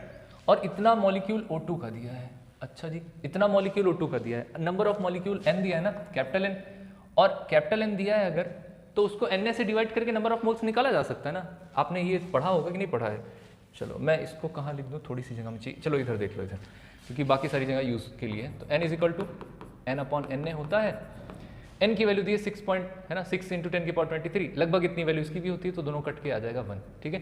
तो इसके अकॉर्डिंग क्या आ जाएगा 1 मोल, मतलब समझ रहे हो आप, क्वेश्चन में 4 मोल H2 दे दिया और 1 मोल O2 दे दिया, एक दूसरे से रिएक्ट करते हैं, वाटर वेपर बनाते हैं इस रिएक्शन के अकॉर्डिंग, ठीक है। अच्छा आप क्या क्या गिवन है इस रिएक्शन में, देखो बैलेंस है 2 hydrogen 4 hydrogen 2 oxygen 2 oxygen balance है। इसका मतलब सर इसका 2 मोल इसके 1 मोल से रिएक्ट करके इसका 2 मोल बनाता है, ठीक है सर, ठीक है। अब ग्राम में भी वॉल्यूम में भी आप सारी चीज़ों में निकाल सकते हो। तो गिवन कितना है, इसका 4 मोल इसके 1 मोल से रिएक्ट करके, अब पूछ क्या रहा है लिमिटिंग रिएजेंट, तो गिवन कितना है, अब यहाँ पर गिवन लिख देंगे ना, गिवन यहाँ पर कितना है 4 मोल है, ऊपर लिखो, जब भी गिवन लिखना ऊपर लिखो, इसका गिवन कितना है 1 मोल, तो इसका 1 मोल है, ठीक है, ठीक है। आपको समझ आ रही बात, तो गिवन है। अच्छा तो आपने ये क्या किया, स्टोइकियोमेट्रिक कोफिशिएंट देखा, यहाँ पर 1 है, ठीक है, यहाँ 1 है, मैं इसको भले ही हटा दूँ यहाँ से क्योंकि इसका कोई खास है नहीं, आप समझ रहे हो। तो गिवन मोल बाय स्टोइकियोमेट्रिक कोफिशिएंट जो कि यहाँ 2 है, गिवन मोल बाय स्टोइकियोमेट्रिक कोफिशिएंट लेकर आएंगे तो यहाँ 1 है, तो यहाँ पर कितना आ जाएगा 2, यहाँ कितना आ जाएगा 1, कम कौन 1। लिमिटिंग रिएजेंट कौन, ये, तो oxygen is limiting reagent. Limiting reagent में कौन आ जाएगा, O2, राइट। बात क्लियर। दूसरा कह रहा है कि moles of access reagent left after reaction. अगर इसी में मैं कहूँ कि इसमें आफ्टर रिएक्शन में क्या बचेगा, चलो तो आफ्टर रिएक्शन या फाइनल मोल्स जिसको कह दो आप, फाइनल मोल्स जिसको कह दो कि भाई रिएक्ट हो गया तो कितना बचा, ठीक है, या आफ्टर रिएक्शन इसी को बोल देते हैं, आफ्टर रिएक्शन बताओ कि कितना बचा आप, ठीक है। तो इसका कितना मोल था, इसका पहले देखो, अगर 2 मोल इसका दिया था, इसका 1 मोल था और इसका 2 मोल बनता था, राइट। तो 1 मोल में से 1 मोल चला गया, अभी फाइनल रिएक्शन में से क्या होगा, 1 चला गया, यहाँ पर 2 में से 1 चला गया, ठीक है, 2 में से 1 चला गया, 1 में से 1 चला गया और यहाँ पर 1 बन गया, ठीक है। अब आपको क्या कराना है, जो स्टोइकियोमेट्री दी है उससे मल्टीप्लाई करा देना है, ठीक है। स्टोइकियोमेट्री यहाँ पर 2 दी है, यहाँ पर 1 दी है, यहाँ पर 2 दी है, तो फाइनली इसका 2 होगा, यहाँ पर हो जाएगा 0 मोल, यहाँ पर कितना हो जाएगा 2 मोल, ठीक है, ठीक है। तो फाइनली कितना हो जाएगा, moles of access reagent left, तो एक्सेस वाला कितना है, 2 लेफ्ट रह जाएगा, ठीक है। बात समझ में आ रही है। अब इसके क्वेश्चन के अकॉर्डिंग कर लेंगे। मास ऑफ एक्सेस, अब मास निकालना है तो 2 इंटू H2 का मतलब कितना, 2, तो 2 दूनी 4 ग्राम हो जाएगा, इसका 4 ग्राम हो जाएगा ना। मॉलिक्यूल्स, अरे भाई नंबर ऑफ मोल्स अगर आपको 2 पता है तो आप Na से मल्टीप्लाई करा देना, 2Na हो जाएगा। वॉल्यूम आपको मोल पता है 2, तो 22.4 लीटर से मल्टीप्लाई करा के वॉल्यूम निकाल लेना। मोल्स ऑफ प्रोडक्ट, कितने प्रोडक्ट होंगे, 2 मोल, ठीक है, मोल्स ऑफ प्रोडक्ट 2 मोल। मास अगर 2 मोल पता है तो उसका मोलर मास 18 होता है, वाटर बन रहा है 18, तो 18 दूनी 36 ग्राम ये हो जाएगा। अगर आपको मॉलिक्यूल्स बताना है तो 2Na कर दो, ठीक है, 2Na से मल्टीप्लाई करा दो। अगर वॉल्यूम बताना है तो 2 इंटू 44 कितना कर दो, 22.4 कर दो, 2 इंटू 22.4 कर दिए, तो इसका जितना आया उतना लीटर हो जाएगा, ठीक है। तो सारे क्वेश्चन में आपको ये बात समझ में आ लेनी चाहिए कि अगर जो कुछ भी दिया है इसका, ठीक है, जितना भी मोल था इसका स्टोइकियोमेट्रिक कोएफिशिएंट से, जितना भी मोल था उसमें से जो चला गया उसको माइनस कर दीजिए, उसके बाद फिर स्टोइकियोमेट्रिक कोएफिशिएंट से मल्टीप्लाई करा दीजिए, फिर आपको पता चल जाएगा कि रेस्ट कितने मोल है और बने कितने मोल है, ठीक है। बात क्लियर है। चलो फिर इसका स्क्रीनशॉट ले लो अच्छे से, अच्छा क्वेश्चन है। नेक्स्ट क्वेश्चन पे चलते हैं। जेईई मेंस 2019 का क्वेश्चन है ये, 12 अप्रैल शिफ्ट फर्स्ट का, कि 5 मोल ऑफ AB2 वेट है इसका इतना, ठीक है। देखो मास दिया है इसमें, ठीक है, मास दिया है और मोल दिया है, ठीक है सर, एंड 10 मोल दिया है, 10 मोल AB2 का और उसका वेट दिया है, ठीक है। मोल और यहाँ से अगर आपको n पता है और अगर आपको वेट पता है तो आप क्या निकाल सकते हो, मोलर मास निकाल सकते हो। n, ये क्या लिखते हैं मैंने, n पता है और वेट पता है तो आप मोलर मास निकाल सकते हो। तो the molar mass of A, Ma बताना है और Ma बताना है, दोनों का मोलर मास बताना है, ठीक है। तो आप ऐसा कर सकते हो कि 5 मोल AB2 है ना, तो अगर मैं इसका मोलर मास निकालूँ, मोलर मास ऑफ AB2 निकालूँ अगर, तो मोलर मास क्या होता है, अरे यार ये देखो ना, n is equal to weight by molecular weight होता है, इसी को तो मोलर मास बोलते हैं। तो ऐसे क्या हो जाएगा, m is equal to W/n, right. तो W कितना दे रखा है इसका, अच्छा kg में दे रखा, कोई बात नहीं, 125 इंटू 10 की पावर -3, ठीक है। आप ग्राम में कन्वर्ट कर लो तो 10 की पावर 3 रख दोगे। मोल कितना है 5, इससे ये उड़ गया, ये आ गया 25, ठीक है। मास ऑफ AB2, ठीक है, ये बात ध्यान में रहेगी, तो मैं इसको हटा दूँ यहाँ से, ठीक है, ये बात हटा दिया मैंने। चलो सर, अगर मैं कहूँ molar mass of A2, B2 मुझे लिखना हुआ, थोड़ा सा मैं नीचे लिख दूँ, ठीक है, थोड़ा सा मैं क्या करूँ, नीचे लिख दूँ क्योंकि काम पड़ेगा हमको। तो मोलर मास ऑफ AB2 क्या करना है, इसका जो आपका वेट दिया उसको n से डिवाइड कर देना है, तो हो जाएगा कितना, 300 इंटू 10 की पावर -3, किलो की वैल्यू 10 की पावर 3, फिर ग्राम में हो गया, और इसका जो 10 मोल दिया है, बताओ इससे ये खत्म, 0 0 कैंसिल, ये आ गया 30। अच्छा एक बात बताना, जो मोलर मास AB2 होता है क्या A और B से मिलकर नहीं बनेगा, तो इसका मतलब कितना है, एक A और 2B मिल करके आपस में मोलर मास ऑफ AB2 करेंगे। यहाँ पर कितना करेंगे, 2A और 2B मिल करके मोलर मास ऑफ AB2 करेंगे। इसका मतलब A प्लस 2B बराबर कितना आ गया, A plus 2B is equal to आ गया 25। इसका मतलब कितना हो गया, 2A plus 2B, 2A plus 2B का मतलब हो गया सर 30। अब बताओ, 2 इक्वेशन मिल गई, सॉल्व नहीं कर पाओगे, चलो हम उसको भी सॉल्व कर देते हैं। आप बड़े वाले में से छोटे वाले को माइनस कर लो, तो ये बड़ा था, ठीक है। अब इसमें से हम क्या कर रहे हैं, छोटे वाले को माइनस कर दे रहे हैं। तो हमने क्या किया, A माइनस 2B किया और यहाँ 25, ठीक है, माइनस किया ना, चलो भाई आपको ऐसा, ठीक है। तो जब, चलो वैसे लिख दिया, अब जब माइनस करोगे 2 में से 1 जाएगा तो क्या होगा, एक A बचेगा, यहाँ से ये कैंसिल हो जाएगा और यहाँ पर कितना हो जाएगा 5 बचेगा। तो ए का 5, ये 5 ग्राम है। आप इसको किलोग्राम में चेंज करने के लिए क्या करो 10⁻³ से कर दो, तो ए की वैल्यू कहीं 5 आ रही है, यही आ रही है, यही आंसर है इसका। बी की वैल्यू भी निकाल लो। अगर ए की 5 है, आप सोचो ना कि ए की 5 है तो यहाँ 5 रखोगे कितना आ जाएगा, यहाँ 20 आ जाएगा। तो 2b = 25 - 5 हो जाएगा, तो b = कितना आ जाएगा 10 आ जाएगा। तो b = mb, mass of b = आ जाएगा 10 किलोग्राम में कन्वर्ट कर लिया इसको। सही बात है या नहीं सही बात है? बिल्कुल। अगर समझ में आ गई है तो इसका स्क्रीनशॉट ले लीजिए। फिर हम लोग आगे बढ़ते हैं अपने नेक्स्ट क्वेश्चन की ओर। क्या ये बात क्लियर है, हाँ या ना? जल्दी से बताओ, क्या ये बात समझ में आ गई? चलो बहुत बढ़िया, बहुत अच्छी बात है। तो आगे चला जाए, चलिए आगे चलते हैं क्वेश्चन नंबर 17 पर। क्वेश्चन नंबर 17, हाँ, कह रहा है कि find mass of AgCl formed by the action of 5.85 gram of NaCl on excess of AgNO3। ये रिएक्शन दे रखी है, ठीक है। तो अगर ये रिएक्शन दे रखी है तो कह रहा है कि the find mass of AgCl, आपको बताना क्या है, मास ऑफ AgCl बताना है, ठीक है। AgCl का मास बताना है, ठीक है सर। एक्शन का मतलब इतना आप NaCl यूज कर रहे हो, ठीक है। चलो मैं इसको थोड़ा सा ना एक काम कर दूँ, इन भाई साहब को दोनों को यहाँ पर रख दो, थोड़ा मुझे जगह मिल जाएगी, ठीक है। अच्छा, तो इसका कितना मोल यूज़ हो रहा है, 1 मोल AgNO3। इसका कितना मोल यूज़ हो रहा है, 1 मोल। 1 मोल से AgCl कितना बन रहा है, 1 मोल बन रहा है सर। अच्छा 1 मोल से, अच्छा इससे कोई मतलब नहीं दिया तो क्यों लिखना इसका, लिखना चाहो तो 1 मोल इसका भी रख लो। अब क्वेश्चन में अगर दिया होता तो लिख लेते, ठीक है। ये एक्सेस है, एक्सेस मतलब आप इसको यूज़ कर सकते। फिलहाल इस इक्वेशन में 1 मोल इसका, 1 मोल ये, 1 मोल से ये बनेगा, 1 मोल से बनेगा। अच्छा 1 मोल का जो मास होता है वो कितना मास होगा, आप इसका 1 मोल का मास कितना निकालोगे भाई, इसका जो मोलर मास होगा वो होगा 23 + 35.5 कितना आ गया 58.5 आ गया, ठीक है। दोनों जोड़ करके कितना आ जाएगा 58.5, यानी 58.5 ग्राम से हमको कितना मिलता है, 1 मोल में बताना, ग्राम में बताना, ठीक है। तो AgCl का जो मास है वो बताइए कितना हो जाएगा, ठीक है। चलो 58.5 से Ag का होता है 108 है ना, और Cl का 35.5, ठीक है। 108 और 35.5 कितना हो जाएगा, यहीं पर आप बता दो, यहीं पर बता दो कितना हो जाएगा ये 144.5 हो जाएगा ना।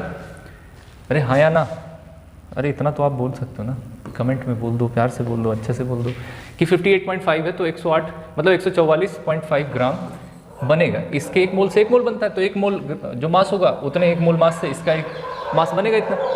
क्या हो गया जी, ठीक है। तो अब इसका कितना गिवन है 5.85, अरे भाई 5.85 मतलब 1 पॉइंट इधर करना है, तो 1 पॉइंट इधर इसका भी कर दो, 10 से डिवाइड कर दो, तो ये हो जाएगा 5.85 ग्राम। अगर मैंने 10 से डिवाइड किया तो 1 पॉइंट इधर भी कर देंगे तो हो जाएगा 14.45 ग्राम। अब बताओ कितना आसान है, 5.8 ग्राम से पूछा था कितना बनेगा, तो 14.45 कहाँ है भाई, 14.35 दे रखा है। चलो नियर बाई अगर है तो नियर बाई भी आप आंसर मार दीजिए, ठीक है।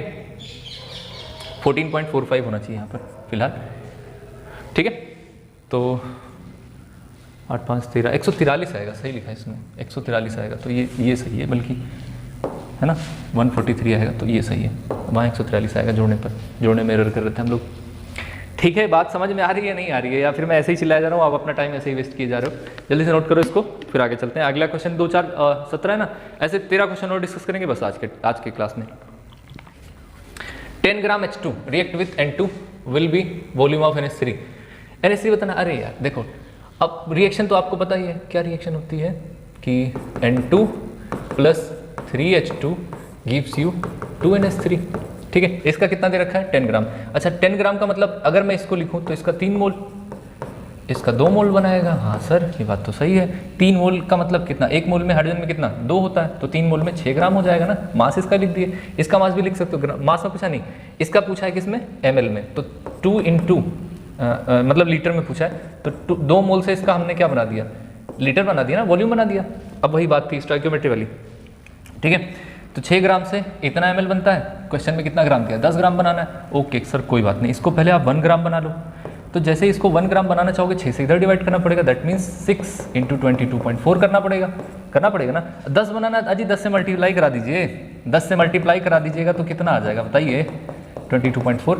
अब जो आ जाएगा वही उसका आंसर हो जाएगा, ठीक है। कितना आ जाएगा ये 3, फिर कटने के बाद कितना आ जाएगा ये 10/3 × 22.4 4, तो इसमें जो सॉल्व होकर आ जाए मेरे ख्याल से 74.67 लीटर आ जाएगा इसका आंसर। ठीक है, तो देखो कितना सिंपल सा क्वेश्चन, ये भी प्रीवियस ईयर क्वेश्चन ही है। तो चलिए भाई जल्दी से एक और बढ़िया क्वेश्चन कर लेते हैं, देख लेते हैं। क्वेश्चन नंबर 19 क्या कह रहा है, assuming the petrol is octane, ठीक है, C8H18 पेट्रोल को ऑक्टेन मान रही है, तो हैज डेंसिटी दे रखी है, इतना इसका वॉल्यूम दे रखा है of petrol, on complete combustion will consume x mole of O2, find x। मतलब ये कह रहा है कि अगर इसकी डेंसिटी और इतनी डेंसिटी दे रखी है, इतना इसका वॉल्यूम दे रखा है, तो इसको पूरी तरीके से कंबशन कराने के लिए, पेट्रोल को पूरी तरीके से कंबशन कराने के लिए कितने मोल ऑक्सीजन की नीड पड़ेगी। ठीक है, तो आप जानते हो कि हम लोग इसका फॉर्मूला कैसे लिखते हैं, C8H18, ठीक है, ये हो गया आपका ऑक्टेन, चाहिए इसके लिए ऑक्सीजन, और गांव का बच्चा ये बात जानता है कि ये जब कंबशन इसका होगा तो CO2 गैस बनेगी और H2O लिक्विड, या फिर H2O भी आप कह दो कि गैस के फॉर्म में रिलीज होगा। अच्छा, उसके बाद अगर आपको क्वेश्चन में कहीं डेंसिटी और वॉल्यूम दिया है तो क्या आप इससे मास निकाल नहीं सकते, क्योंकि मास इज इक्वल टू क्या होता है, डेंसिटी इज इक्वल टू क्या होती है, mass by volume, mass upon volume. तो यहाँ से मास इज इक्वल टू क्या लिख सकते हो, mass is equal to density into volume लिख सकते हो। डेंसिटी, अच्छा एक बात ये भी कि ये किस में दे रखी है, ml में, ये कहाँ है, लीटर में, तो या तो आप इसको लीटर में कन्वर्ट कर लो या तो इसको आप ml में कर लो। तो ml में करना आसान लगेगा, इसको 1000, 1 लीटर बराबर होता है 1000 ml, ठीक है, तो अगर 1000 ml होता है तो आप इसको क्या करो, 1000 से मल्टीप्लाई करा दोगे तो 1425 ml हो जाएगा, इतना मतलब। ठीक है, तो डेंसिटी कितनी दे रखी है भाई, रखो जल्दी से यहाँ पर 0.8, यहाँ पर कितना रखोगे आप 1425, ठीक है, तो ये कितना आ जाएगा 1140 ग्राम आ जाएगा, जब मल्टीप्लाई कराएंगे तो 1140 ग्राम आ जाएगा। ठीक है, अच्छा जी, इसका मतलब यहाँ से क्या रिलेशन निकलता है, देखो 8 कार्बन है तो आपको पहले 8 कार्बन करना पड़ेगा, कार्बन के बाद हाइड्रोजन बैलेंस करते हैं तो 18 है, तो यहाँ पर आपको 9 करना पड़ेगा, लास्ट में करते हैं ऑक्सीजन, कितने ऑक्सीजन, 8 दूनी 16 और 9 25, तो 25 के लिए आपको 25/2 करना पड़ेगा, क्योंकि 25 से 50 हो जाएगा, उसका आधा कर दोगे तो 25 हो जाएगा, राइट। अच्छा जी, इसका मतलब ये होगा कि सर 1 मोल ऑक्टेन को कंप्लीटली कंबस्शन कराने के वास्ते आपको 25/2 मोल ऑक्सीजन खर्च करना पड़ेगा। 1 मोल ऑक्टेन का जरा मास बता दो मुझे क्या होता है, 1 मोल ऑक्टेन का मास, एक कार्बन का कितना होता है, कार्बन का 12, तो 12 × 8 + 18, 12 × 8 = 96 और 18 कुल मिला के कितना हो गया 114। ठीक है, तो 1 मोल मतलब 114 ग्राम ऑक्टेन यूज होगा कितने में, 25/2 मोल में। ठीक है, यानी 114 ग्राम ऑक्टेन के लिए कितने मोल यूज होंगे, 25/2 मोल ऑक्सीजन यूज होते हैं। तो आपको ये बताना है कि फिर बताओ 1140 ग्राम के लिए कितने यूज होंगे। अरे सर कितना आसान है, इसी में 10 से दोनों तरफ मल्टीप्लाई करा दो तो ये हो जाएगा कितना 1140, और इसमें 10 से कराओगे तो 25/2 × 10 मतलब कितना हो गया, ये 5 और 5 बचे 25। ठीक है, तो 25 बचे 125 मोल हो गया, क्या 125 मोल किसके लगेंगे, ये सारी बात किसकी हो रही है, ऑक्सीजन की बात हो रही है। ठीक है, तो 125 मोल लग जाएंगे, ये इसका करेक्ट आंसर हो जाएगा। ठीक है, आई थिंक आप इसको समझ रहे होंगे, अच्छे से नोट्स बनाते चलिए, एक एक क्वेश्चन अच्छे से सॉल्व करते चलिए। ठीक है, मैं आपसे ये कहता हूँ कि आपको बहुत अच्छे से सारी केमिस्ट्री आने लगेगी। ठीक है, नोट्स प्रॉपर बनाते चलिए। चलो आगे की क्वेश्चन की डिस्कशन कर लें। क्वेश्चन नंबर 20 है, JEE मेंस 2019 का क्वेश्चन है कि 25 ग्राम कोई अननोन हाइड्रोकार्बन है, ठीक है, उसको बर्न कराया जाता है और उससे 88 ग्राम CO2 और 9 ग्राम H2O मिलती है। ठीक है, ध्यान से देखिएगा, हम लोग को कोई भी हाइड्रोकार्बन बर्न कराते हैं तो उसके फॉर्मूला मैंने बताया था CX और H Y टाइप का अगर है तो इसमें X + Y/4 होता है आपका ऑक्सीजन, और X CO2 बनती है गैस के रूप में, और Y/2 H2O बनता है। सर ये कहाँ से आया, कैसे नहीं आया, जरा शुरू में आप जाइएगा देखिएगा, फिर आप रिलेट कराइएगा X और Y यहाँ पर रख के, तो आपको पता चल जाएगा कि ऐसे। तो कह रहा है कि 88 ग्राम बन रहा है। अच्छा जरा एक बात बताना, 1 मोल, मैं शुरू से आपसे पूछता हूँ कि 1 मोल CO2 को आप कंबस्शन कराओगे तो कितने मोल कार्बन मिलेंगे। ठीक है, कितने मोल कार्बन मिलेंगे भाई, एक में तो एक ही कार्बन है ना, तो 1 मोल कार्बन होगा। अगर ऑक्सीजन की बात करते तो 2 मिल जाता, तो 1 मोल CO2 को अगर हम लोग देखें तो उसमें 1 मोल कार्बन मिलेगा, राइट। तो इसका मतलब 1 मोल CO2 का जो मास होगा उसको बोलते हैं मोलर मास, तो इसका मतलब 44 ग्राम CO2 में कितना होगा, 1 मोल कार्बन होगा। अच्छा कार्बन का मास कितना होता है, 1 मोल कार्बन का मास सर होता है 12 ग्राम, तो 12 ग्राम होगा कार्बन। अच्छा अगर ये 88 है तो क्या करना होगा, आपको इसको 88 बनाना है, 88 बनाने के लिए क्या 2 से मल्टीप्लाई करा दो दोनों साइड। ठीक है, या इसको 1 बना के फिर 88 से मल्टीप्लाई कराओ, तो मैंने 2 से दोनों साइड मल्टीप्लाई करा दिया, तो इसका मतलब ये हो गया 88 ग्राम, ये क्या हो गया 88 ग्राम CO2 हो गया सर। 88 ग्राम CO2 के लिए 24 ग्राम क्या लग गया, कार्बन चला गया। ठीक है, तो 88 ग्राम अगर CO2 दे रखा है ना तो कितना कार्बन लग जाएगा, 24 ग्राम लग जाएगा, और आपको पता है टोटल 25 था, 24 कार्बन है, तो कितना हाइड्रोजन होगा, 1 होगा। ऑप्शन आपका बिल्कुल साफ सामने दिख रहा होगा, चमकता हुआ। ठीक है, बात क्लियर है ना? बहुत अच्छे से समझिएगा सारी चीजें और नोट्स बनाते चलिएगा। Next question, question number 21, JEE mains 2019 का ये भी क्वेश्चन है कि for the following reaction the mass of water produced from 440 gram of C57H110O6 solid है कोई, और ऑक्सीजन से इसका ऑक्सीडेशन कराया जाता है। उसके बाद आपको बताना है कि वाटर कितना प्रोड्यूस होगा। अरे भाई यही जो वाटर निकल रहा है तो इसको पहले बैलेंस तो करना पड़ेगा ना, बिना बैलेंस के थोड़ी आ जाता है। अच्छा तो यहाँ 57 है अगर, तो हम लोग को कितना करना पड़ेगा, हम लोग को अगर कार्बन या 57 है तो एटलीस्ट 57 तो करना पड़ेगा भाई, ठीक है। अब 57 कार्बन है तो ऑक्सीजन कितना होगा, 57 2 जा। अब हाइड्रोजन देखते हैं, लास्ट में ऑक्सीजन देखेंगे, तो हाइड्रोजन कितना है अपने पास 110, तो 110 के वास्ते यहाँ 55 तो करना पड़ेगा। अच्छा 55 कर दिए, और अब ऑक्सीजन देख लो 57 इंटू 2 प्लस 55, जब इसको दोनों को जोड़ोगे तो पता चलेगा कि ये 169 आ रही है, ठीक है। 169 में 6 इधर है तो ये हो जाएगा 163, ठीक है, 163 ऑक्सीजन। तो it is balanced chemical equation हो गई, ठीक है। बैलेंस हो गया, पहले कार्बन फिर हाइड्रोजन फिर ऑक्सीजन हमने बैलेंस कर लिया, ठीक है।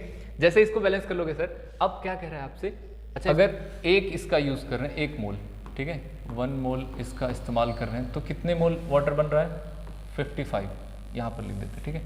1 मोल से 55 मोल वाटर बन रहा है, ठीक है। तो इसका कितना मोल होगा, इसका मोल निकालने के लिए हमको दिया है ग्राम, और इसका हम लोग निकाल लेंगे मोलर मास। तो इसका दिया है मास, ये रहा इसका मास, किसका, इस बड़े वाले कंपाउंड का मास है, और इसका मोलर मास जो होता है W वो होता है 890, ठीक है। आप कैलकुलेट कर लेना तो आ जाएगा, ठीक है, आपको काम है ये कैलकुलेट करना। तो यहाँ से क्या हम मोल निकाल सकते हैं, एग्जैक्टली निकाल सकते हैं। N is equal to weight कितना है 445/890, इसको 2 बार काट लेंगे आप तो 1/2। तो बताओ 1 मोल से अगर 55 मोल बनता था तो आधे मोल से कितना बनेगा, हाफ मोल से कितना बनेगा 1/2 मोल से, दोनों को आधा कर दो तो ये बनेगा 55/2, ठीक है, मोल ऑफ वाटर, ठीक है। एक आधे मोल से कितने मतलब आधा इसका लेंगे तो 55/2 आधा ही मोल हमको मिलेगा। अच्छा आधा मोल n की वैल्यू अगर आपको पता है, n की वैल्यू कितनी हो गई 55/2, ठीक है। वाटर का आपको पता है कि मोलर मास कितना होता है 18, तो क्या आप मास नहीं निकाल सकते, बताओ। n इज इक्वल टू क्या होता है वेट बाई मॉलिक्यूलर वेट, तो वेट इज इक्वल टू क्या हो जाएगा जल्दी से बताइए, n इंटू मोलर मास, इसका मतलब 55/2 इंटू 18 से काटोगे 9 और 9 से काटोगे तो 495 ग्राम आ जाएगा। 495 ग्राम कहाँ गया भाई, 495 ग्राम आ जाएगा इसका आंसर। समझ में आई बात। पहले सबसे बैलेंस किए, बैलेंस करने के बाद क्या किए, इस वैल्यू से हम लोगों ने निकाल ली कि कितने मोल इसमें लग रहे हैं। इस इक्वेशन के अकॉर्डिंग कितना आ रहा है, 1 मोल से 55 मोल बन रहा है, बट एक है नहीं हमारे पास, आधा मोल है, तो आधे मोल से कितना बनेगा 55/2 मोल बनेगा। अब 55/2 मोल वाटर को हम लोगों ने मास में कन्वर्ट कर दिया, जो कि कन्वर्ट करने पर आता है 495 ग्राम, ठीक है। चलो बहुत बढ़िया, स्क्रीनशॉट लेते रहो, स्क्रीनशॉट ले लो, फिर अगला क्वेश्चन डिस्कस करें। ले लिया, चलिए बहुत बढ़िया। नेक्स्ट क्वेश्चन है कि 1 लीटर ऑफ CO2 पास्ड हो रही है हॉट कोक पर, 1 लीटर CO2 पास कराई जा रही है हॉट कोक पर, और मिक्सचर बनता है टोटल 1.4 लीटर, टोटल मिक्सचर, ठीक है, यानी पहले 1 लीटर थी बाद में 1.4 लीटर बन गई। Find the volume of CO and CO2। तो ऐसा मान लीजिए कि ऐसी रिएक्शन है, क्या है कि CO2 को पास कराया जाता है, CO2 गैस को पास कराया जाता है किसके साथ, कोक के साथ, और वो क्या बनती है, वो बनती है कार्बन मोनोऑक्साइड, ठीक है। अब कार्बन मोनोऑक्साइड के लिए बैलेंस तो करना पड़ेगा, एक 2 कार्बन, तो आपको एटलीस्ट यहाँ 2 करना पड़ेगा, 2 करोगे तो क्या हो जाएगा, सारी चीज बैलेंस हो जाएगी। इनिशियली आप कह दो इसको सर, इनिशियली ये कितना था, कितने मोल थे या कितने लीटर था, ये 1 लीटर था, और ये कितना रहा होगा 0। लेकिन एक टाइम बाद इसमें से कुछ कम हो गया होगा, मान लेते हैं 1 - x कम हो गया, ठीक है। यहाँ कितना बनेगा x बनेगा, लेकिन स्टोइकियोमेट्री इसकी 2 है तो आपको पता है कि 2x बन जाएगा, ठीक है। बात समझ में आ गई। तो अब अगर मैं कहूँ कि टोटल मोल या टोटल वॉल्यूम कितना है इसका, क्योंकि यहाँ 1 लीटर दिया था तो मान लो x लीटर गया तो यहाँ 2x लीटर बन गया। तो अगर मैं कहूँ कि टोटल वॉल्यूम, तो इसका टोटल वॉल्यूम कितना हो जाए 1 - x plus 2x is equal to 1.4, 1.4 given है भाई, ठीक है। तो ये कितना आ जाएगा 1 + x इज इक्वल टू 1.4, या x की वैल्यू कितनी आ जाएगी 0.4, ठीक है। अगर मैं कहूँ कि वॉल्यूम ऑफ CO2 क्या होगा, वॉल्यूम ऑफ CO क्या हो गया, अरे CO2 को क्या बोलो 1 - x, तो 1 - x की जगह पे रखोगे आप 0.4 तो आ जाएगा 0.6, और इसको CO को क्या बोलते हो 2x, क्या बोलती है जनता, CO को बोलती है 2x, तो 2x की वैल्यू कितनी रखोगे आप 0.4, दैट इज 0.8 लीटर आ जाएगा, ठीक है। तो अब जहाँ देख लो आपको ऑप्शन मिल जाए, मेरे ख्याल से ये डी वाला सही जा रहा है, ठीक है। तो ये इसका तरीका हो जाएगा, इसे आप कर लेंगे। ओके, बात समझ में आ गई होगी तो लाइक सब्सक्राइब करना ना भूलें। अगला क्वेश्चन देखिए, इसका स्क्रीनशॉट ले लो भाई, स्क्रीनशॉट ले लो इसका, ठीक है। चलो बहुत बढ़िया, अगला देखो। कह रहा the volume of air required to burn 8 litre C2H2 is approx पूछा तो अप्रॉक्स ही बता देंगे, कोई दिक्कत नहीं है, ठीक है। आपसे पूछा है volume of air, volume of air पूछा है। एयर में होती क्या है? ऑक्सीजन। ऑक्सीजन ही इसको जलाएगी, बाकी तो हमारे काम की नहीं है, बाकी हमारे कंबस्शन में काम की नहीं, ठीक है। तो अगर मैंने कहा C2H2 है सर और ऑक्सीजन से इसको जलाइएगा तो आप पाइएगा CO2 gas plus H2O, right. हाँ जी सर, इसको बैलेंस करने का काम कौन करेगा? आप खुद करोगे। 2 हो गई, फिर हाइड्रोजन देखना है, 2 ऑलरेडी है, ऑक्सीजन देखना है तो 2 दूनी 4 और 1 5, यानी ये हो गई 5/2, राइट, गॉट इट। अच्छा, जब इतनी बात सही हो गई है तो आप ये देखो ना कि 1 मोल, अगर मैं कहूँ कि 1 मोल C2H2 है, एसिटिलीन है, तो इसका 5/2 मोल यूज होता है। 1 मोल को कंबस्शन कराने के लिए 5/2 मोल यूज होगा, राइट।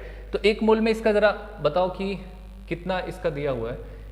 8 लीटर दिया हुआ ना, तो इसका मतलब ये हुआ कि 1 लीटर को जलाने के लिए कितनी लीटर आपको लगेगी? 5/2 लीटर ऑक्सीजन लगेगी। 1 लीटर जलाने के लिए 5/2, तो 8 लीटर जलाने के लिए कितनी लगेगी? तो सर आप बताओ ना, 8 से मल्टीप्लाई करा देंगे तो 8 हो जाएगी, और इधर भी करा देंगे तो 5/2 इंटू 8 हो जाएगी, राइट। ये कितना हो जाएगा सर? 20 लीटर ऑक्सीजन की नीड पड़ेगी। 1 मोल के लिए इतना मोल, 1 लीटर के लिए इतना लीटर, तो 8 लीटर के लिए इतना इंटू 8, ठीक है। दोनों साइड बराबर करते चलते हैं। अच्छा, 20 लीटर। अब बताओ, ऑक्सीजन जो हमारे एटमॉस्फेयर में होती है वो 21% के आसपास होती है, नियरली आप उसको मान लो अप्रॉक्सीमेट 20%, 20 पॉइंट समथिंग होती है, 20 मान लीजिए। तो अगर 100 लीटर पूरी गैस है, 100 लीटर पूरी एयर है, तो उसमें ऑक्सीजन कितनी होगी? 20 लीटर।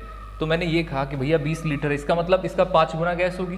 तो अगर मैं कहूँ वॉल्यूम ऑफ एयर ये कितना होगा? 5 टाइम्स होगा वॉल्यूम ऑफ ऑक्सीजन। इस बात को ध्यान में रखिएगा।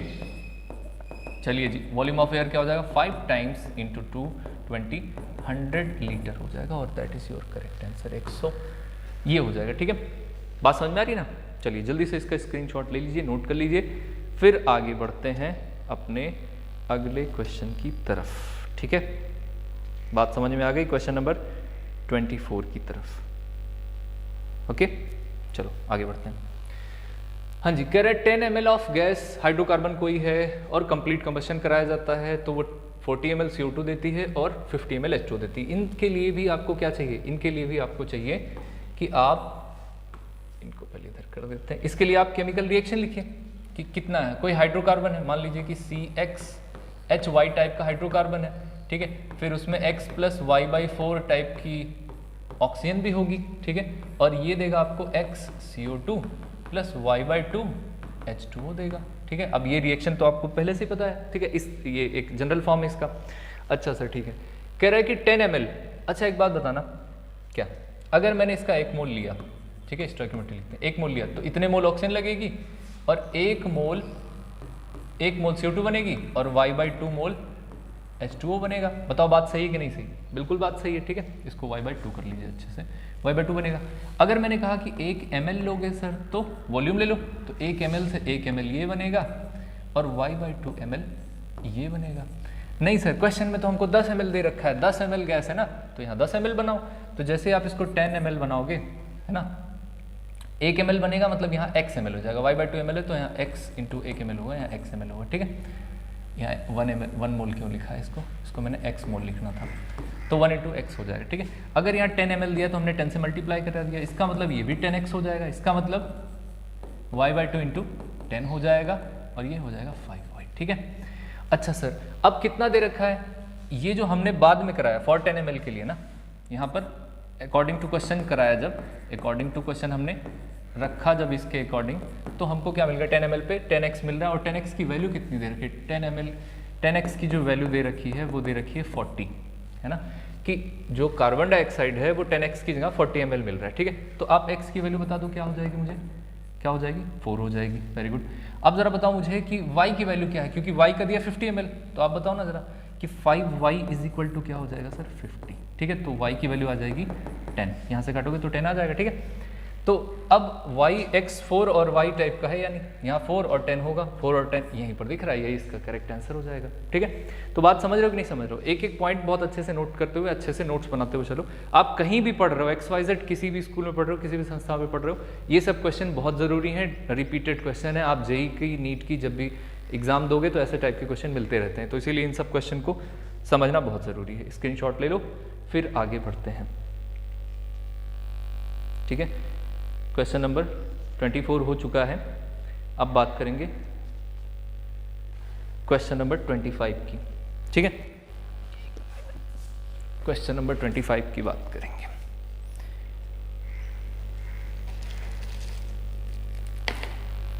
चलो भाई, क्वेश्चन नंबर 25 में क्या कर रहा है कि 1 ग्राम कार्बोनेट है, ठीक है, कोई मेटल कार्बोनेट है, M2CO3 टाइप का है, on treatment with access HCl produces 0.01186 mole of CO2, the molar mass of carbonate. Actual में होता क्या ना, जब भी कभी आपने क्लास 10th में रिएक्शन कराई होगी कि हमारा जो भी मेटल कार्बोनेट है M2CO3, जो भी मेटल कार्बोनेट है वो जब टूटता है ना, तो किसके साथ, जब एसिड के साथ रिएक्शन कराई जाती है, मान लीजिए आपने HCl के साथ रिएक्शन कराई, तो वो क्या देगा, वो देगा मेटल क्लोराइड, मतलब MCl देगा, जो कि यहाँ पर मान लो Na2CO3 टाइप का होता, तो Na2CO3 टाइप का होता तो Na प्लस और Cl माइनस बनता, तो वही हमने M की जगह Na की जगह M मान लिया। ठीक है, तो ये देता है H2CO3। अब H2CO3 एक्चुअल में ना, H2CO3 बहुत वीक एसिड होता है, तो ये टूट जाएगा तुरंत, किसमें, H2O में और CO2 में। तो चाहे आप H2CO3 लिखो, लेकिन आपके क्वेश्चन में H2CO3 नहीं दिया है, तो हम लोग क्या करेंगे, यहाँ पर क्या कर लेंगे, H2O और CO2 में कन्वर्ट कर लेंगे। ठीक है, क्योंकि CO2 का मोल दिया हुआ है। आप जरा बताना, इसको बैलेंस तो करना पड़ेगा, M कितना है, 2 है, तो आप यहाँ पर 2 करो, और हाइड्रोजन 2 है तो यहाँ पर 2 करोगे, सारी चीज़ें बैलेंस हो जाएंगी। ठीक है, जैसे ये बैलेंस हो गया सर, अब क्या करना है, आप इसमें जैसे ही ये बैलेंस हो जाती है, इसमें क्या करना है आपको, हाँ जी, आपको ये देखना है कि 1 मोल अगर M2CO3 है तो कह रहा है कि 1 ग्राम है, अभी ग्राम है ना, तो अभी पहले मोल में कर लें, ट्रीट किया था एक्सेस HCl से कोई मतलब नहीं, इसका इतना मोल मिलता है, यानी यहाँ पर कितना मिल रहा है, 1 मोल से, इस क्वेश्चन के, इस इक्वेशन के अकॉर्डिंग 1 मोल से 1 मोल मिलना चाहिए। ठीक है, अच्छा, अब क्वेश्चन में क्या दे रखा है, इसका इतना मोल दे रखा है, 0.01186 मोल दे रखा है। जब इतना मोल दे रखा है तो 1 मोल की वैल्यू क्या होती है, मोल N इज इक्वल टू क्या होता है भाई, वेट बाय मॉलिक्यूलर वेट। ठीक है, वेट बाय मॉलिक्यूलर वेट, और आपसे मोलर मास ही पूछ रहा है, तो कोई दिक्कत नहीं है, वेट कितना है, 1 ग्राम है, मोलर मास को M मान लीजिए। ठीक है, और यही बराबर हो जाएगा किसके, यही बराबर किसके हो जाएगा, इसके, क्योंकि आप चाहे 1 मोल की जगह 1 मोल रखो, क्वेश्चन में अगर दे रखा है कि 1 ग्राम के लिए इतना मोल मिलता है, तो दोनों बराबर कर दो, तो यहाँ से क्या हो जाएगा, M is equal to 1/m is equal to कितना हो जाएगा, 0.1186। जैसे ही आप M की वैल्यू निकालना चाहोगे तो बड़े प्यार से आप इसको 0.1186 कर देना, और जब इसको आप सॉल्व करोगे तो कुछ 84.3 इसका आंसर आ जाएगा। ठीक है, जब जैसे आप इसको सॉल्व कर लेना तो 84.3 आ जाएगा। ठीक है, इस टाइप का क्वेश्चन जेईई मेंस 2017 में पूछा गया है, फिर पूछा जाता रहता है, कुछ चीज़ें चेंज करके ये बदलते रहते हैं और पूछते रहते हैं। ठीक है, इनका अच्छा क्वेश्चन होता है ये सब इस टाइप का। चलिए स्क्रीनशॉट ले लीजिए, ले लिए, चलिए भाई, फिर क्वेश्चन नंबर 26 देख लेते हैं। क्वेश्चन नंबर 26 कह रहा है कि ये भी जेईई मेंस 2015 का क्वेश्चन है, कह रहा था molecular formula of commercial resin. अच्छा, इसके पीछे की एक कहानी सुन लो। रेजिन क्या होता है ना, कि जब हार्ड वाटर होता है, हार्ड वाटर को अगर हम लोग को सॉफ्ट वाटर बनाना है तो उसमें हम लोग क्या करेंगे, रेजिन मिलाते हैं, एक तरह का कंपाउंड है, तो रेजिन मिलाएंगे तो होगा क्या, अच्छा हार्ड वाटर होता किसकी वजह से, तो कैल्शियम और मैग्नीशियम के सॉल्ट होते हैं उसमें, जिसके वजह से वाटर की हार्डनेस ज़्यादा होती है। कैल्शियम और मैग्नीशियम के सॉल्ट हटा दें अगर, तो हार्डनेस कम हो जाएगी। ठीक है, तो हटाने के लिए रेजिन का यूज़ करते हैं। तो आप देखो ना कि C8H7SO3Na, इसको जब हम कैल्शियम जो कि पानी में घुला पड़ा है उसके साथ रिएक्ट कराएंगे तो कुछ होगा, क्या होगा, अब देखना ये 1 प्लस 1 माइनस से बना है ना, सोडियम तो आपका Na प्लस होता है, ये वाला पार्ट माइनस है। तो अगर आप थोड़ी बहुत क्लास 9th में चीज़ें पढ़े हैं तो ये हो जाएगा SO3 नेगेटिव और Na पॉजिटिव। ठीक है, अब Na पॉजिटिव को हटाकर हमको कैल्शियम को लेकर आना है, तो हम लोग यहाँ लिख देंगे इसको। अच्छा सर, यहाँ पर इसकी वैलेंसी 2, यहाँ पर इसकी वैलेंसी 1, यानी यहाँ पर पूरा ट्वाइस हो जाएगा ये, यानी जो प्रोडक्ट बनेगा वो बनेगा C8H7SO3 का होल ट्वाइस Ca। ठीक है, और यहाँ से 2 Na भाग जाएगा, क्योंकि जब आप ट्वाइस करोगे तो आपको इसको भी क्या करना पड़ेगा, 2 करना पड़ेगा, ठीक है। तो फाइनल इक्वेशन आपकी ये हो जाती है, फाइनल इक्वेशन ये हो गई। अब इसके अकॉर्डिंग पहले आप इसकी स्टोइकियोमेट्री लिखिए पूरी, स्टोइकियोमेट्री लिखने के बाद रिलेशन लगा के आप क्वेश्चन सॉल्व कर लीजिए। अच्छा, कह रहा है कि what will the maximum Uptake, maximum कितना पानी में से निकाल सकता है अगर हम 1 ग्राम लें। मोल पर ग्राम का मतलब होता है, यहाँ पर ग्राम का मतलब है कि 1 ग्राम ले रहे हैं, मतलब 1 ग्राम इसको ले रहे हैं, तो कितना कैल्शियम वो एक्सट्रैक्ट कर सकता है, कितना कैल्शियम अपटेक कर सकता है, ले सकता है। अच्छा जी, तो इसके हिसाब से कितना ले रहा है अभी देखना ये है कि यहाँ पर अगर 2 मोल यूज हो रहा है, 2 मोल यूज हो रहा है, तो कैल्शियम का कितना मोल वो रिएक्शन के लिए ले रहा है, 1 मोल, ठीक है। 2 मोल यूज करता है तो 1 मोल कैल्शियम का लेता है, पर ग्राम लेना है। अच्छा, इसका कहीं मॉलिक्यूलर मास, वेरी गुड, दे रखा है। इसको अपन क्या लिख देते हैं, मास अपॉन मोलर मास, ठीक है। इसको क्या लिख देते हैं, मास अपॉन मोलर मास, ठीक है। तो पहले 1 मोल बना लेते हैं, तो 2 के लिए 1 ले रहा है, तो 1 मोल के लिए कितना लेगा, 1 मोल के लिए सर आधा मोल ले लेगा। हाँ सर, 1 मोल के लिए 1/2 मोल ले लिया। अच्छा सर, अच्छा 1/2 मोल ले लिया अगर, तो क्या करेंगे, इसको मोल को हम क्या कह सकते हैं, वेट बाई मॉलिक्यूलर वेट, और ये 1/2 मोल तो है ही है, ठीक है सर। अच्छा, इसका वेट कुछ दे रखा है, हाँ सर, कितना, 1 ग्राम कह रहा है, तो 1 ग्राम मॉलिक्यूलर वेट 206। अच्छा, 1 ये दे रखा है क्वेश्चन में कि 1/206 मास अपॉन मोलर मास। तो अब 1 मोल को आपने 1 मोल के लिए इसका आधा मोल यूज होता है, तो 1/206 के लिए 1/206 के लिए कितना यूज होगा, तो आप दोनों साइड में मल्टीप्लाई करा दो, ठीक है। कितना बनाना है आपको, 1/206 बनाना है, और है कितना, बनाना इतना है, कितना इतना, तो आप दोनों साइड में मल्टीप्लाई करा दोगे 206 से, ठीक है, और इसमें मल्टीप्लाई कराओगे 1/206, 1/206, ठीक है। चाहे इसको 1/206 इंटू 1 लिखो, चाहे ऐसे डायरेक्ट लिखो, जैसे लिखोगे तो कितना हो जाएगा 412, तो 1/412, इतने मोल की जरूरत पड़ेगी किसकी, ऑक्सीजन की, तो 412 डी में है, यही इसका करेक्ट आंसर। तो क्वेश्चन समझ पा रहे हो कि नहीं, क्वेश्चन समझने के लिए आपने क्या समझा, रेजिन क्या होता है, हार्डनेस किसकी वजह से होती है, कैसे दूर होगी, ऐसे दूर होगी, तो सारी चीज़ें मैंने आपको बता दी इसमें, ठीक है। जल्दी से स्क्रीनशॉट लो, मैं देख लूँ टाइम कितना हो गया है, टाइम हो रहा है, ठीक है। चलो भाई जल्दी से स्क्रीनशॉट ले लिया, चलो आगे चलते हैं। अगला क्वेश्चन क्या कह रहा है, the ratio of masses of oxygen and nitrogen in, देखो नीट में भी पूछा गया, जेई में भी 2014 में पूछा गया, पर्टिकुलर गैसेस का मिक्सचर का रेशियो दिया है, किसका, मोलर मासेस का रेशियो दिया है, मासेस का रेशियो दिया है, तो ratio of number of their molecules, मतलब एन में पूछ रहा है। अरे भाई क्या बात है, इसमें तो बहुत आसान सी बात है ना, देखो n is equal to W upon weight by molecular weight होता है, n अपॉन एन ए होता है, ठीक है। तो किसका दिया है, अगर हम यूं कह दें कि यहाँ से जो W1 होगा, अगर हम इसको W1 कहें, इसको M1 कहें, तो इसको N1 कहेंगे, ठीक है। हमको दिया है क्या, एक गैस को अगर हम कौन कौन सी गैस दी है, ऑक्सीजन दी है और नाइट्रोजन दी है, ठीक है। तो W1 इसकी जगह पर रखेंगे, W2 इसके लिए रखेंगे, ठीक है। तो 1 इसके लिए, 2 इसके लिए। तो अगर मैं इन दोनों का रेशियो लूँ, ठीक है, इसको हटा दो, ये दोनों का काम हो जाएगा आपस में, तो W1 इज इक्वल टू क्या हो जाएगा, W1 is equal to N1 M1, मैंने उल्टा लिख दिया, यहाँ से हो जाएगा Na अपॉन Na M1, ठीक है। तो W2 क्या हो जाएगा, W2 भी यही हो जाएगा ना, W2 यहाँ से निकालना चाहो तो W2 is equal to N2 upon Na into M2 हो जाएगा। अब इन दोनों का रेशियो दिया है, तो रेशियो दिया है तो इनको डिवाइड कर दो दोनों को, जैसे डिवाइड करोगे Na से Na कैंसिल हो जाएगा, ठीक है। अब N1 और N2 और W1 अपॉन W2 दिया है, मतलब मैं लिखना चाहूँ तो W1 upon W2 is equal to N1 by N2 cross में M1 बाई M2, ठीक है। तो अब मुझे ये दिया है, कितना दिया है, 1/4, ठीक है।